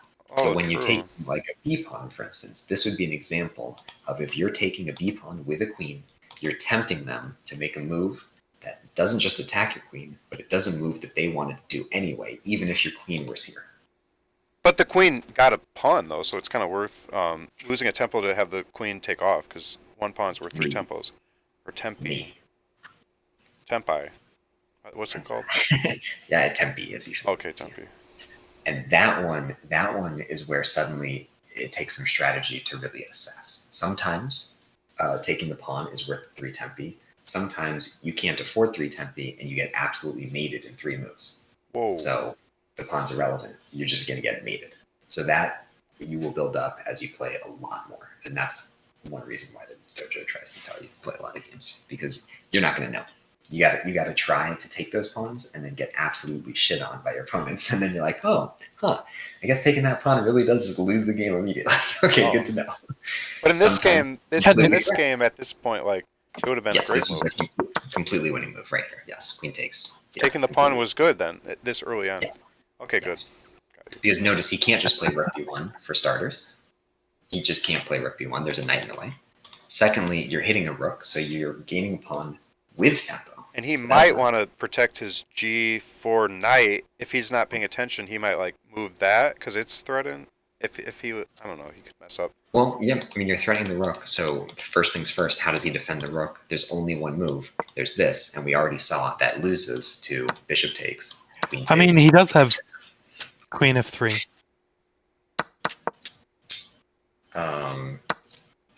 Here, Actually, no. What was I No. looking at? no, the That queen, doesn't work. the knight's here in your head. Yep. Yeah, no, that's not. Yeah.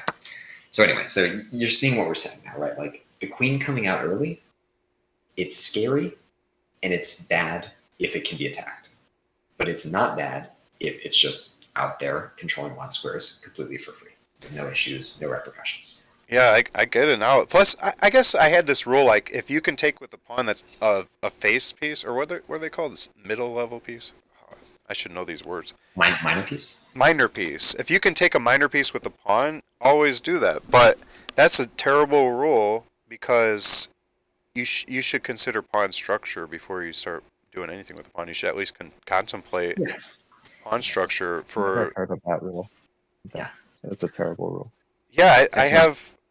It just, you know why I have that rule? It's not something I was taught. It's something psychological. Like, if a pawn who's just like a weakling takes a minor piece, Oh. that's an insult to the minor piece, and so it's like, it's kind of like a flex. It's funny Yeah, I because mean- if you haven't taken enough lessons, you have weird rules that you make up on your own Right. because you don't have enough knowledge to know like proper rules, and so you just kind of make up like a bunch of like fun rules. I think you're thinking of this situation though, right? Like you're attacking this bishop, and if he just goes here, defending it, It just feels And you good take to this. take with a pawn. but like that's because when you take this, you're winning a bishop for a pawn. So you're Yeah. up a bishop for a pawn. That is completely winning for you. That's exactly what you want to do. I don't know, I think just you're I just thinking of like this taking with rule. pawns more than taking with face pieces or minor Okay. pieces because minor pieces feel like I don't know, it's less satisfying than jumping with a pawn. That's just a weird thing. But okay. Yeah, Let's- that's not a thing, but okay, that's interesting. All right, so at this point, I'm thinking like my king long term is just in a bad situation. I'm gonna eventually move him off toward the C and D file, but I generally feel my position is very compromised and unfamiliar territory.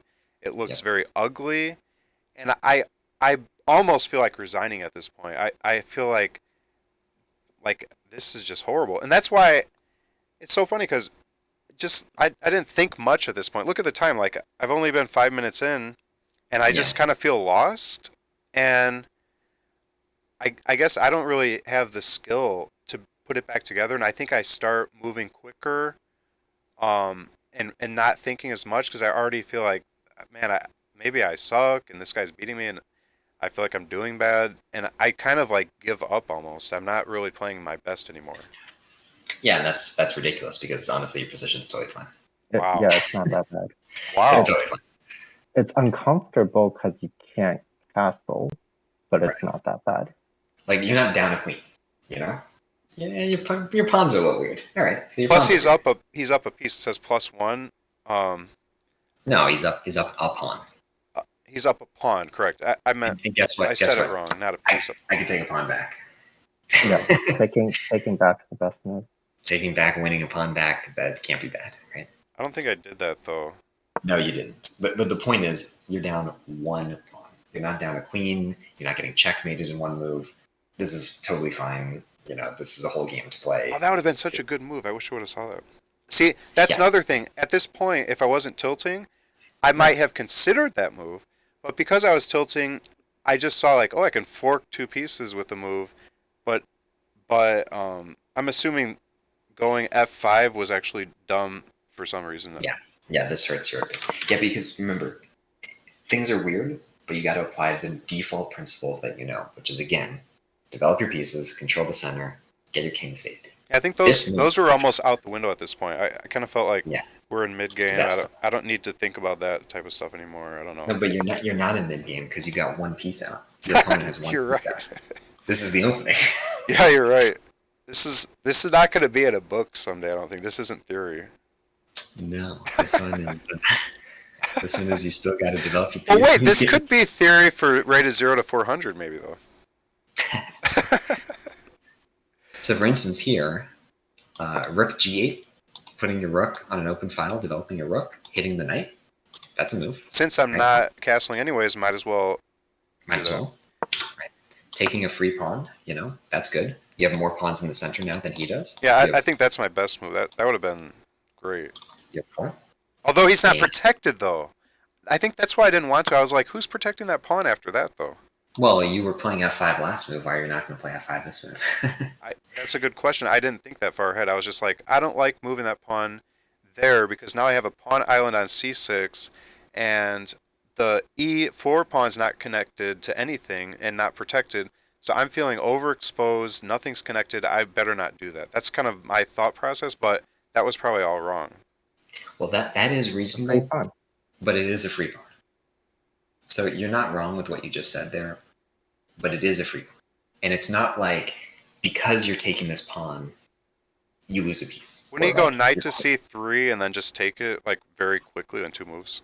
I don't So feel like the I'm funny- Oh, The funny thing is, you have F5, which True. defends and hits a knight, so you're going to gain the move back. true. But more importantly, you have your normal developing moves that you would want to do even if you were doing nothing at all. Oh, like bishop to Normal f5? development. Bishop F5. Why not? Develop a piece, control the center. That would have been. Wow, that would have been really good. Yeah, you got to keep remembering what you're supposed to be doing at every point, and it goes to the middle game too. You got to get your pieces out, get them to their best squares, control the center. I That think my works move throughout the- times were like 2 seconds around this point.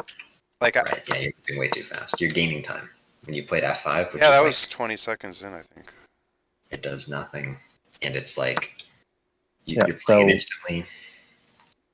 kind of like same logic as Rook G8. We decide we're not going to castle. That also means we shouldn't open up the center. That's true.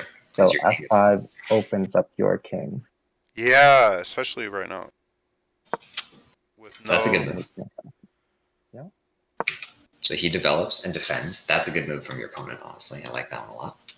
Queen A5, you're developing a piece. I like it. However, as we say, right, you got to develop your other pieces before your queen. I didn't know where Now- to bring the knight because I was like, he can't go Yeah, to his yeah. natural development square c6, and I didn't feel like it would be good to move the knight to d7 since it's going to take another move for him to really get involved, and I didn't really know where I can put him anyways because he can't go to c5, he can't go to Why can't you notice even?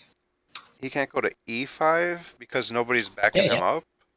No, the bishop. Oh wait, is. yeah, the bishop is. That's true. Yeah, Yeah, I think, I didn't- Knight D7. I think I all thought these moves. I are thought good. a pawn needs to back him up because I thought the bishops might want to move again. I didn't think about like backing up a knight with a bishop. That's kind of counterintuitive. I just assumed he needs to have a pawn helping him. Like I thought the best place for him would be on like c4, and I didn't. Yeah, Even... that would be a good square. But guess what? I get there after this move. That's my next move. Oh wow! I didn't do that pathing. I see. Or- If I or thought you could- more, you I could could have do- planned that. This one's safe. Then this one's safe. How about that? But then that's 3 moves to get the knight out, and I felt like maybe that's bad to like be spending that much time in Technically tempos. 4 because he brought it back, right? One, Yeah, two. well 5 maybe. I mean, 'cause he, Well, okay, It's but, been but you all need over to, the you place. need 1, to 2, first 3, 4, you 5. need to first get all of your pieces out. So after this move, he castles. Let's develop the queen. He's opposite your king. Let's castle. And if we pause for 1 second here, I now have reached the middle game. That's an achievement, right? Yeah. And then number 2, now I can say, what's my worst place piece? This knight. Where do I want it to go? C4. How do I get there? But you don't do that. You don't move your knight a million times until you finished all the other things. I think I also felt uncomfortable about the f5 bishop being hanging. And so I thought if I move the queen to a5 and then move the d file pawn forward, then the queen will be connected to the bishop and they'll like be creating some kind of protection scheme for each other. Yeah, I hear what you're saying, but ultimately that doesn't work because you don't want your queen defending a bishop either. For the same reason that you think it's good to have a pawn defending it, it's bad to have a queen defending it, right? Because the pawn doesn't usually want to move, whereas the queen wants to move everywhere. Isn't that bishop on f5 like how do you like if I want him defended by a pawn, Yeah. I really don't have that option because I have no g file pawn and I have no Wait, you gotta d file move. pawn. You gotta move. But if I move it, I'm blocking my g file rook from creating threats for me, and then I feel like Yep. I'm neutralizing that rook and it's not as active. I completely agree, which is why I would not move it. But It's okay to leave it technically, hanging? It's you got to be careful when you have a piece like this. You have to be very careful. I felt so uncomfortable at leaving it in the middle of the You board with should. nobody protecting it. You and, should. and I didn't even have envisioned anyone who can protect it at any point. Well, the thing is, you can move it. That's the thing that you need to like constantly be saying. Like, this is scary because it's undefended and it's out in the middle. But Loose it's one- pieces drop off. Loose pieces drop off. So you got to be careful about this guy. But until he can attack it, it's fine. Okay. Knight h6 is an issue. Knight h6 is a problem. Yes, I agree. But that's hanging a pawn with check. That's allowing a bishop h3 move. Even if he takes the rook, the other rook comes into the game. We're attacking with a lot of pieces. Who knows? You know what I mean? But I think he Knight does h6. knight h6 later on. I think he does, but I'm not sure. yeah, he did it earlier. Yeah. But the Yeah, point knight is, e7 is totally fine. knight d7 is a great move because you got to develop your pieces, you got to get your king to safety, and this does all of the above. It even controls the center. It's controlling, It controls f6, which is a controlling whole. f6, which is a fork. Oh, I never would have thought of a knight on d7 being possibly good because I thought traditional spots for the knight would be like c6 and f6 as its first move. And I always thought jumping to the second file from the back with the knight is like kind of bad. Like the knight needs to be more aggressive. He needs to be. I thought I should bring out that knight only after the c6 pawn is moved forward and he can come to his more natural square. Like I should wait, and I don't want to bring him to the rim because then he's thin. Right, but you just can't. Like No you're way. trying to do moves that don't develop pieces or control the center. If you're telling me in this position you want to play c5 to get in knight c6, I say great, but you're losing your d pawn. Oh yeah. So then So I can never So move you- the c6 pawn because he's too important at protecting my d pawn, and so really But the you're only not- way knight out for the knight is unideal. He either has to go to the rim or he has to go to d7, which I felt is an awkward move for me. But you're saying that even if it might look weird, it's not a bad move, and you don't have to think every move looks good. exactly. Yes.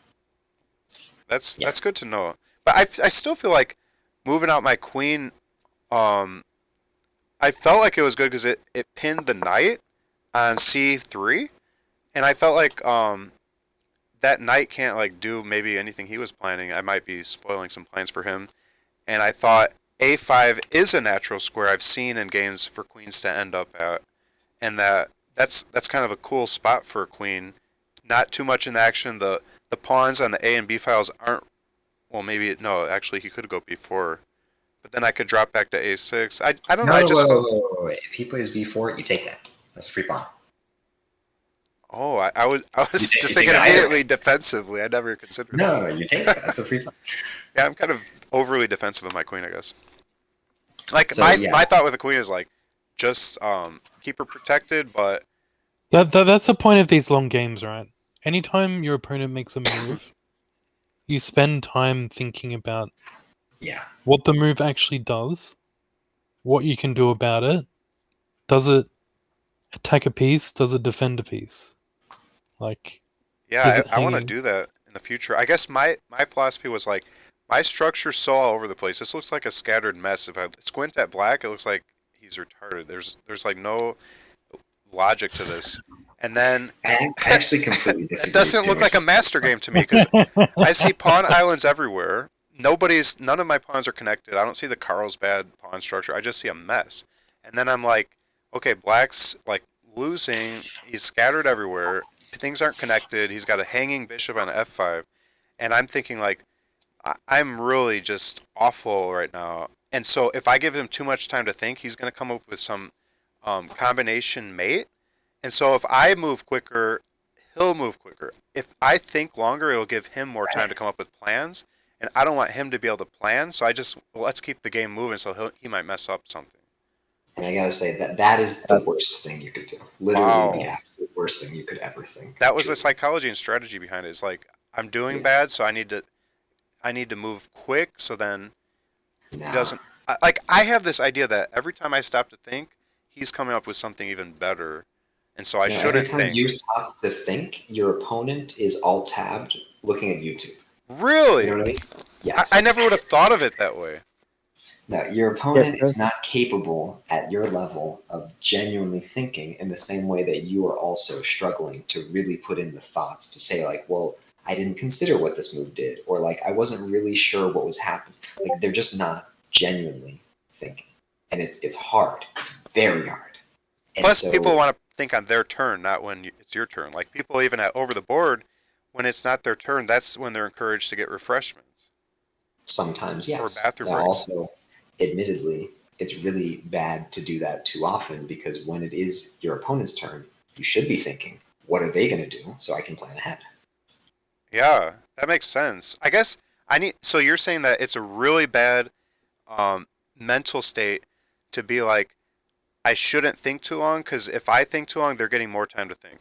Right. That's just like retarded. I need to delete that from my mind completely. Yes. The, Yeah. the other thing is you want them to come up with better moves. That's how you improve. That's also a good point. You're going to learn a better lesson if they play better moves and crush you in beautiful ways. Okay, But that's if- very counterintuitive for me to think that way because I'm just trying to win. I'm not trying to give them the ability to play better. You're trying to learn. Yeah, you're trying to learn. Ultimately, this game didn't matter at all.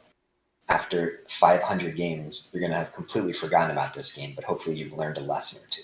No, this game's the most important game I've ever played because I've gotten coaching. Like I've learned like 1,000 amazing things. I probably went up like 100 rating points from this call. So that's kind of a key takeaway, though. Like every game, you shouldn't play it based on trying to get a result. You should play it based on trying to learn the absolute most. Isn't that like ideal? But nobody does that in practice. Like everyone's worried about the rating in practice. I'm not. I can tell you that much. I'm the same. What? Those OTB games. You're the same. What do you mean the same? I don't worry about my rating. I worry about improving. 'Cause That's will very go up as a healthy. byproduct. That's extremely ideal, and that's what I want to do. But then I wonder if that's going to be practically possible. I mean, the thing. There's so many different ways to get around it. That's a whole other conversation.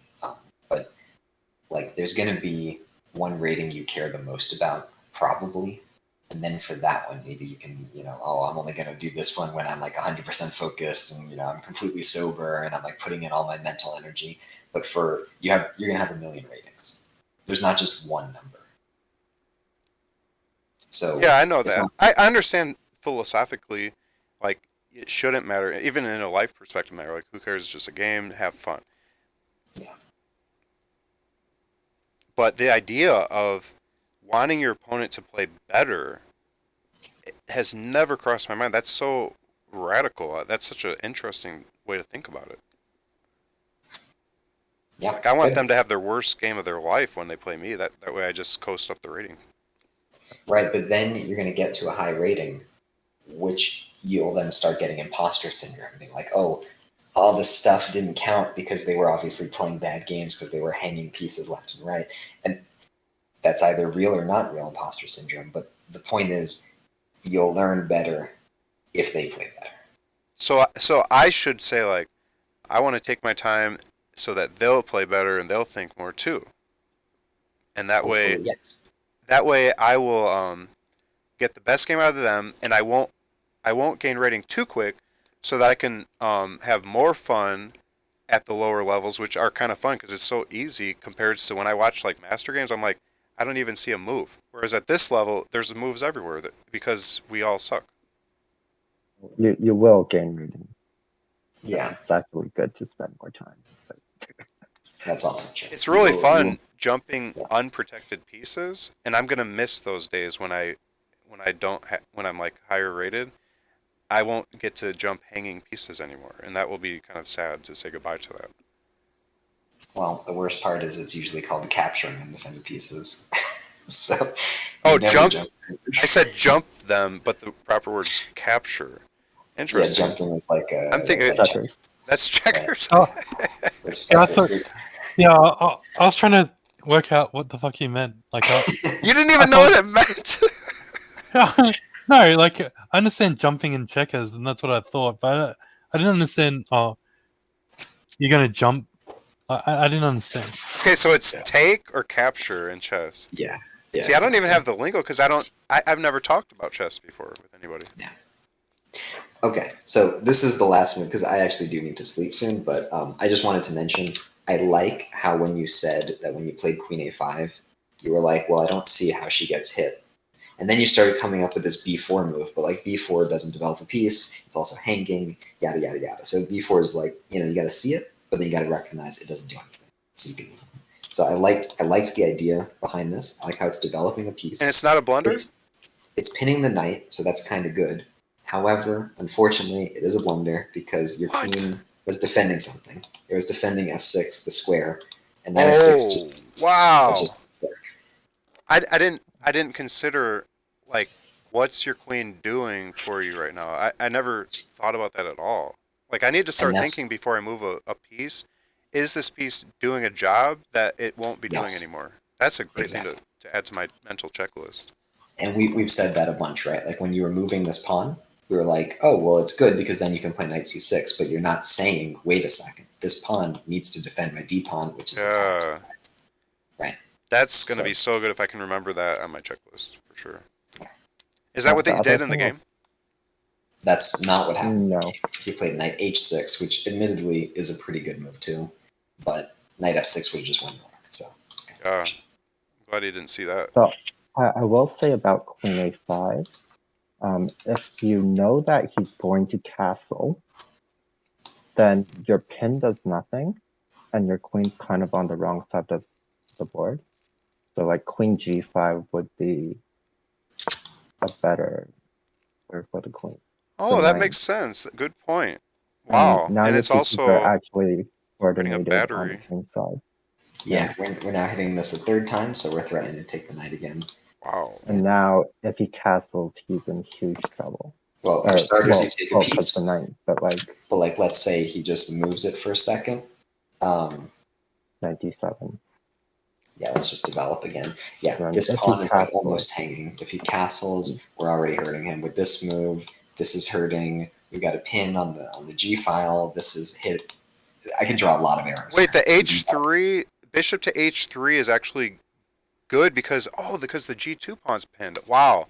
Wow, I would not have seen that pin. That's amazing.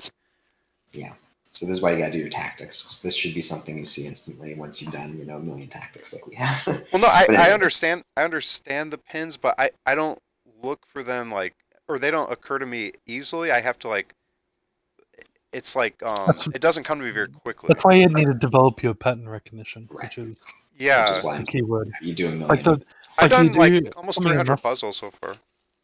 Yeah, That's and good. that's what I did this weekend.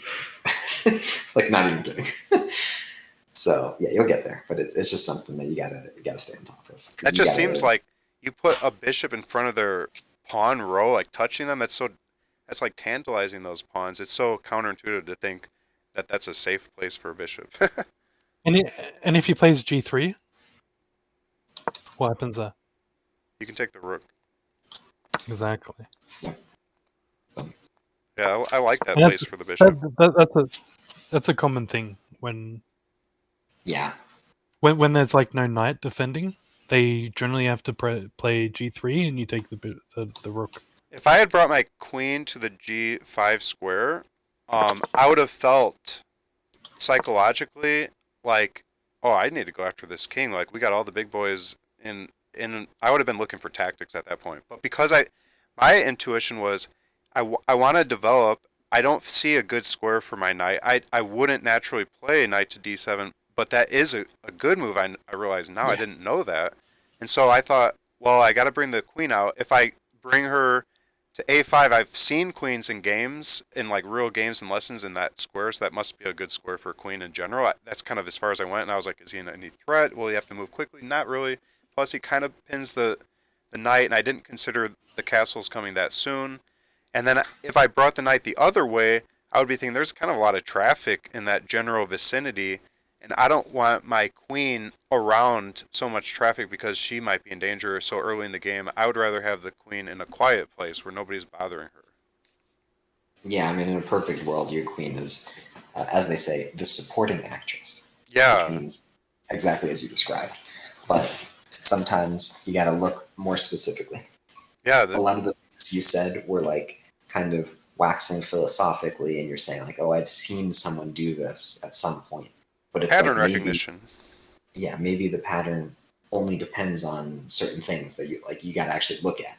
If you just kind of say this piece belongs here because I've seen something sort of similar to it, maybe you're completely misunderstanding because it didn't actually belong there. Would queen to g5 get like an exclamation mark? Like, wow, that was like a kind of a deadly move to start really working toward making the white side feel threatened.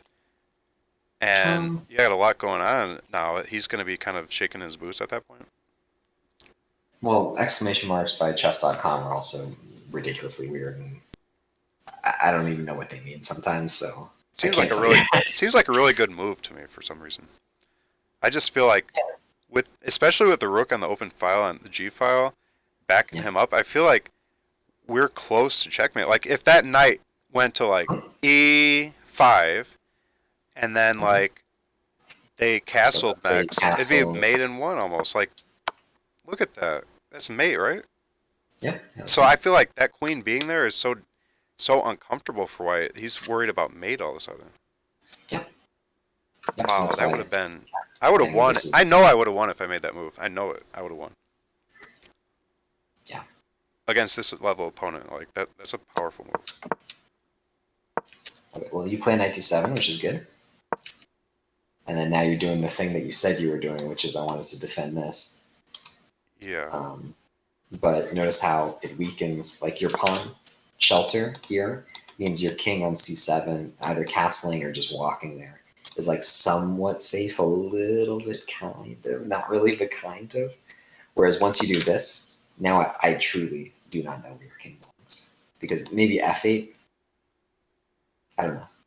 Oh, I see what you mean. So that having two pawns together is like a good spot for the king to be generally behind ish.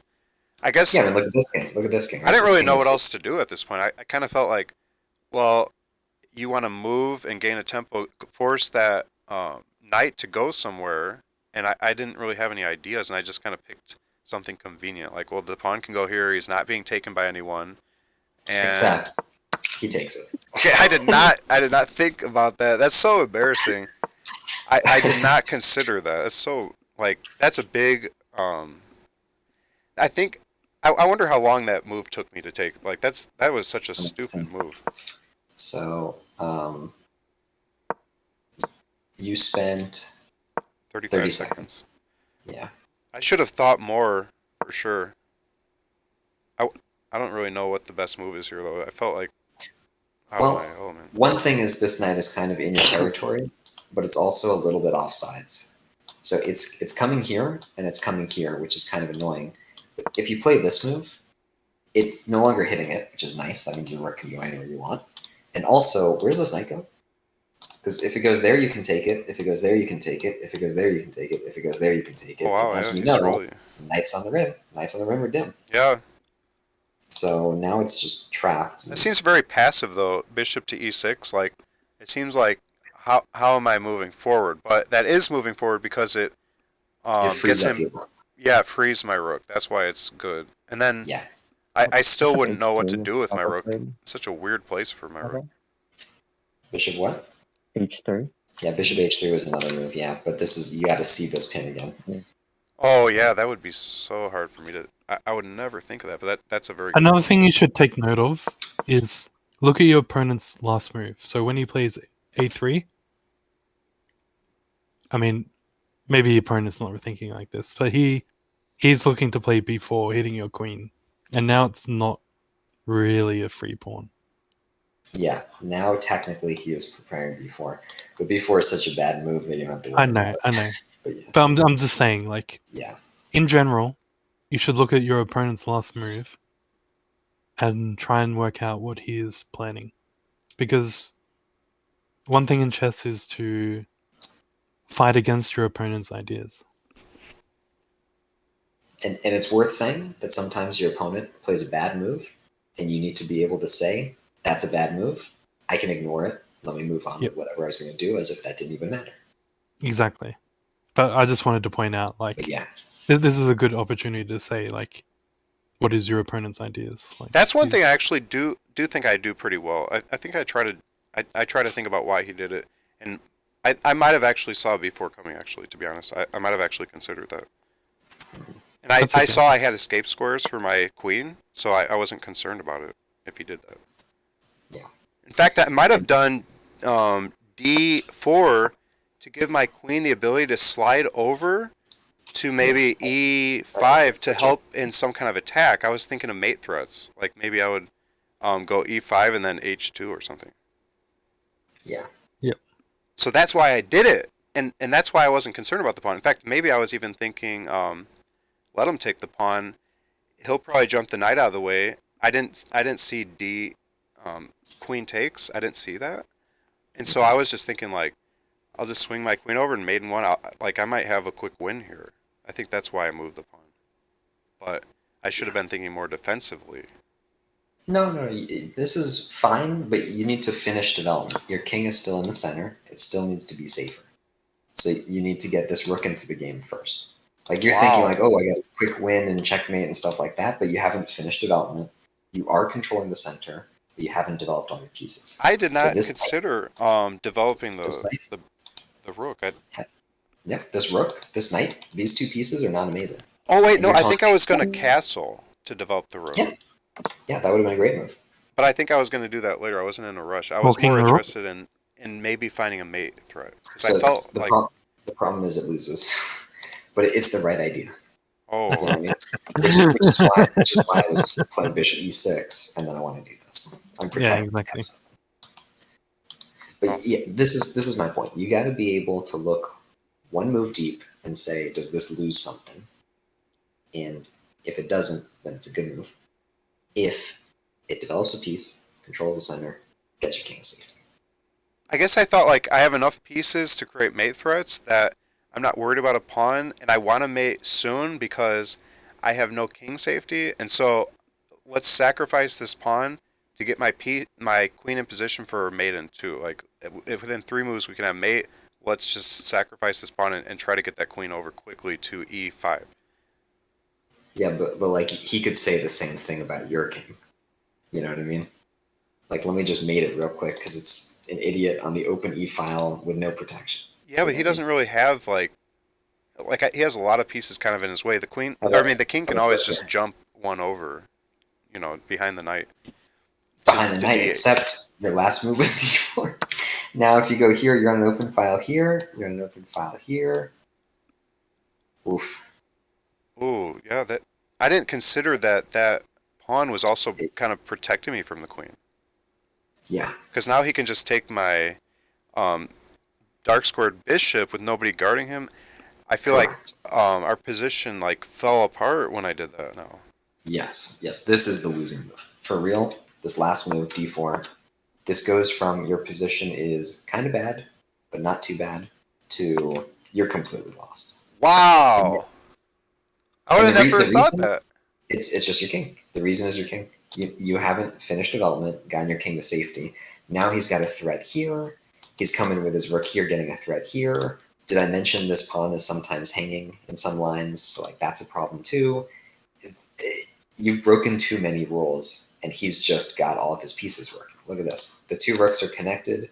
The king is safe. The queen's in the center, yes, but the queen is the last piece that he developed. Good. You know what I mean? He's got a check here. He's threatening a check that wins a rook. Oh He's my threatening your bishop. goodness. Your position is like completely dead. All because you of just one played- pawn. You played d4, yeah. Because if he goes here, like let's say you castle and he goes here, so what? What does that do? I got my You know what I queen mean? on the wrong side of the board. Whoever said that is Well, so right. You can Like, come back. You can come back, and then it's kind of doing it again, but Oh, it's yeah. the wrong. You want He's the still other. threatening the fork. Yeah, he's still threatening. He's still got this pawn, and you're still losing. But like, he has to see those moves. Right now, there's nothing fundamentally wrong with your position. All your pieces are developed. Your king is somewhat safe. Your next move could be putting a rook on the g file. You see what I mean? yeah, but with that knight, that knight is not Yes. dim. Like he's a Well, nasty that's knight to why- me. That's why in this position here, I was thinking bishop e6. So now the knight is dim because now it's not hitting anything forever. Oh wow, that is so smart. So the bishop sort of offsets the knight. Yeah. That's what I I'm should have looking been. So basically, I should have been on defense. I didn't realize how like dangerous that knight on h6 is, and I didn't consider like some future things if I don't like deal with that. And if I want to bring my king toward D and then C, that Yeah. F pawn defense. won't have any defender at all, and the knight's gonna be dangerously coming in with all kinds of threats and forks and all kinds of stuff. And so I was thinking like I need to mate soon, and I can see mates soon if I just get that darn D pawn out of the way. But I never saw him as an asset. I just saw him as something in the way of my queen getting to where she needs to be to get my mate. Right. And that's If where you're- thinking more about what their threats are would have helped, because I just went full offense mode. Like I'm doing so bad. Everything's scattered. I don't like the lack of pawns. I need to like just go for the win, or else I'm gonna lose very soon. That may be true, but king safety can't wait, unfortunately. Because if you lose your king safety, you lose the game. I didn't see any That's- mate threats. Like everything, Well, he's got his first way thing- in the back. Right. So he here proves it. In this position, your bishop's hanging. This check might win a rook, and you can't castle. And this is going to be hanging. So like all of a sudden, if he puts a rook here, yeah, he's mating you. He's just killing you. I'm definitely not used to people having the ability to check on my back rank this early in a game because my rook's in the middle of the board. I'm not used to having my rook in the middle of the board, and my rook normally wouldn't be in the middle of the board anyways, because normally I'd have my G pawn still. So this game just got so weird, and I Yeah, normally your king would be safer, right? But it's not. So then you Yeah. gotta fix it. so that it's just like new threats that would never happen ever. Like in every game I've ever played, I'd never have my back rank available for queen to hop in like this. This is just odd. So hilariously, if you actually look at the position with fresh eyes and you don't think about how you got here, you need to say, as black, look, he's fully developed, the rooks are connected. Yes, they should go here, but they'll get there. They'll get there. Okay. This queen is really scary. It's got some checks, it's hitting this bishop, it's doing a lot of stuff. And also, my king, ridiculously exposed. Okay, well, when, this is a really, really important lesson. When your king is exposed, you gotta trade the queens. Because you're not getting mated if you trade these queens. Oh wow. Yeah, offer a queen trade because we don't have good king safety. So what move should you play here? Because you gotta trade these queens. And by the way, Queen to e5. queen e5. It threatens mate in 1. It defends the bishop and it blocks this check. It's the best move possible by far. And if he trades, great. I'm not getting mated anymore. And now this is almost like an end game that's kind of equal more. Little. Now there's one this is issue still with this middle position, but yeah, you can call it whatever you want. But there's one problem, and that's these pieces are forkable, and he has f4. Thankfully, you have a check, and you're out. Oh my goodness. But okay, that's when you have time to think. You're like, okay, I check off all the things in my head strategy wise. My king sucks. His pieces are all developed. Where His would you queen be is- thinking about putting your rook at this point? I feel like he can't go back to the back rank anymore, and like I he need- just I seems need so to play weird. this move. you need to play this move because your rook is just permanently on one square defending this bishop forever, which you can't do. That means you're not playing with a rook. Yeah, you're it's- playing with it's a guy being- that's babysitting. Yeah, it's being treated like a pawn. It's like one job, one square over. So if you play this, and let's say he doesn't find f4 and he just does a normal move, then you can play boom. Your position is great. This position, Great. Even I without think even with isolated pawns, 4 pawn islands. I think you're completely winning because this knight is offsides and you're not down any material. In fact, you're up 2 pawns. Is that right? No, he's up 2 pawns. He's up 2 pawns. Okay, so it's not great. I lied, but it's very fun. And the reason it's fine is because this knight is bad, and all your pieces finally are stable. This guy can be defended if you want with f6. He doesn't have to be. You can even take him out and double these pawns if you really don't like him being undefended. But if you look at all your pieces, let's say I castle. Name a piece that's undefended after king b7. Knight defends the bishop, pawn defends the bishop, A7 bishop defends the pawn. A7 is defended by my king, c6 is defended by my king. H7. H7, exactly. Okay, so then that's your only concern? Great. One random pawn on h7. That's pretty good. Right? Yeah. Compared to everything else you've had so far, that's pretty good. But he just looks so solid. I like his position better. But Well, remember this knight. What is he going to do if you play rook g6? oh, yeah, he's trapped, right? He's gonna get taken. Maybe. Yeah. Because the knight's on the rim of dim, and this guy controls all the squares that are ghosted. Oh wow. So, yeah, I just wanted to say this. This Fight last still is thing. in the game. You're still completely in the game if you recognize how dire your king's safety is and you trade queens. After this point, you play c5, and that is really, really the losing move, even though I'm pretty sure it's already lost at this point anyway, because you hang the bishop. Oh my Yeah. goodness. But All of the things, yeah, I you know what I mean? wow. Yeah, I think at this point, I just felt like I don't even know what to do. why. I totally know why you did that move. It's because you're getting overwhelmed because all these things are really terrifying. So it makes complete sense that you're going to blunder when your position looks crazy and weird and you have no experience in it, and etc. So I completely understand where that came from. But I would need to problem- really think. you played this in 15 seconds. That's the real. Oh, you know what? I guess I don't even know. I just felt like I have no pawns to protect any. What are they called? Minor pieces. And so my minor pieces are just. They have to be all connected. I don't even know how to begin connecting them. And I this just felt literally- lost. It literally, if you can give me 2 moves, I play bishop e6, defended by the pawn, no longer hanging to this knight, and literally everything's fine, right? Like if you played, I think I just played this move. Everything's defended. I'm just going to castle, play king b7, and every single thing's defended. That's crazy to me. Oh wait, no, the rook is hanging.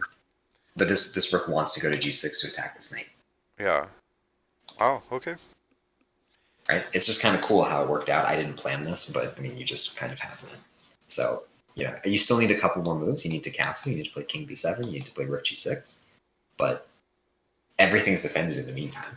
So it's on your opponent to try and prove something. Because I mean, you say it was unplanned, but it's like Magnus Carlsen taking over a lost game, you know? yeah, I guess so, right? Yeah.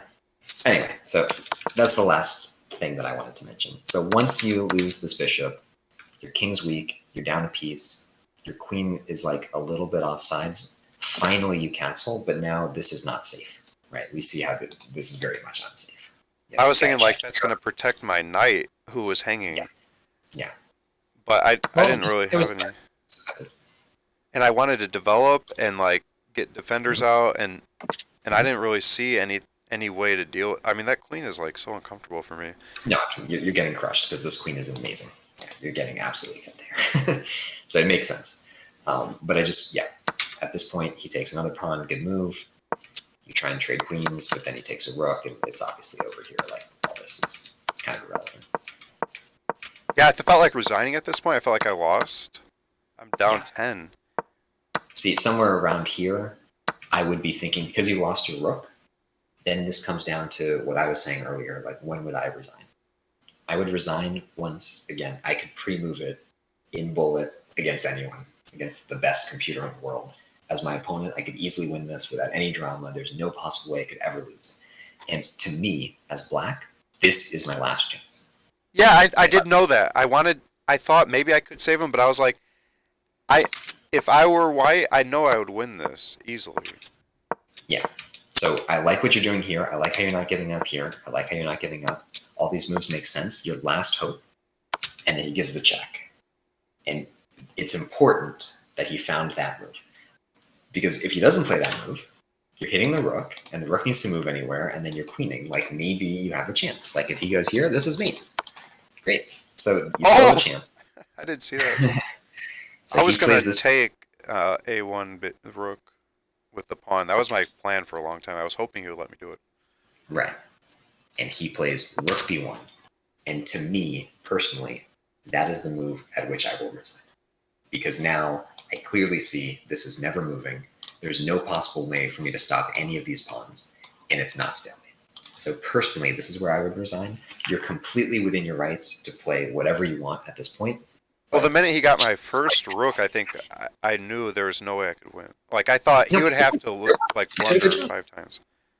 This was great. B2, everything you did here, this is great. You're completely lost, but you're trying. All your moves make sense. You're like, I got one pawn. There's still a chance. And he finds a very important move, bishop e4 check. If he doesn't find that move, it's not like obvious. So that was good. That was great. And then this is the point where I would resign after rook b1. Personally, this is when I would resign. You can keep playing. Totally fine. I'm just explaining. Wow, I appreciate your time so much. This was so fun. I hope that you guys, in explaining it, did learn, because when I get higher rated, and I know I will, I'm going to do this with people because I think it's like a great way to learn by explaining, and then also it's going to make the dojo way better if everybody helps everybody else. Yeah, I mean, I agree with that. Like this just made my membership for like the next 6 months worth it to me. Just this one session. Let's go. Well, anyway, I am going to go to sleep because it is 3 a.m. Happy Pi Minute. Well, thank you so much. This was so awesome. Yeah, so a lot of good nuggets there. Oh, I got a question. Could I post this on my YouTube at some point? I could take your name off and everything if you want, or leave it on, because this was amazing. Yeah, you can keep the name. So. I feel like people would really like this. It's very instructional. Yeah, there was some good stuff for a lot of beginners. Plus, Yeah. it makes the dojo look good. People would be like, "Wow, I want to join that dojo." People would do that for me. Like that would be a great advertisement for us. All I have to do is just put the pieces in the center, get the king to safety, easy win. Yeah, you guys gave me so many great move ideas. Although you might have been looking at engine. Somebody's mentioned an engine at some point. I actually think you have it disabled, but I also don't know how to use chess.com, so maybe. Well, I heard some comments like the queen move. I heard some comments from one of the spectators in the Discord. I forget his name. The other guy in Discord, he's better than all of us combined. Oh, is he really? He's a master. He's an actual master. he was naming some awesome tips and moves too, and yeah, that's he's ridiculously good. Wow. Wow. So I got like the celebrity treatment. My first day in the dojo Discord, I get masters and all this stuff coaching me. That's insane. Well, thank you so much. That was very kind of you. So I guess like that's good karma because I was very kind to this opponent too. There you go. Alrighty, have a good one. All right, you too. Have a good night, guys. So, yeah.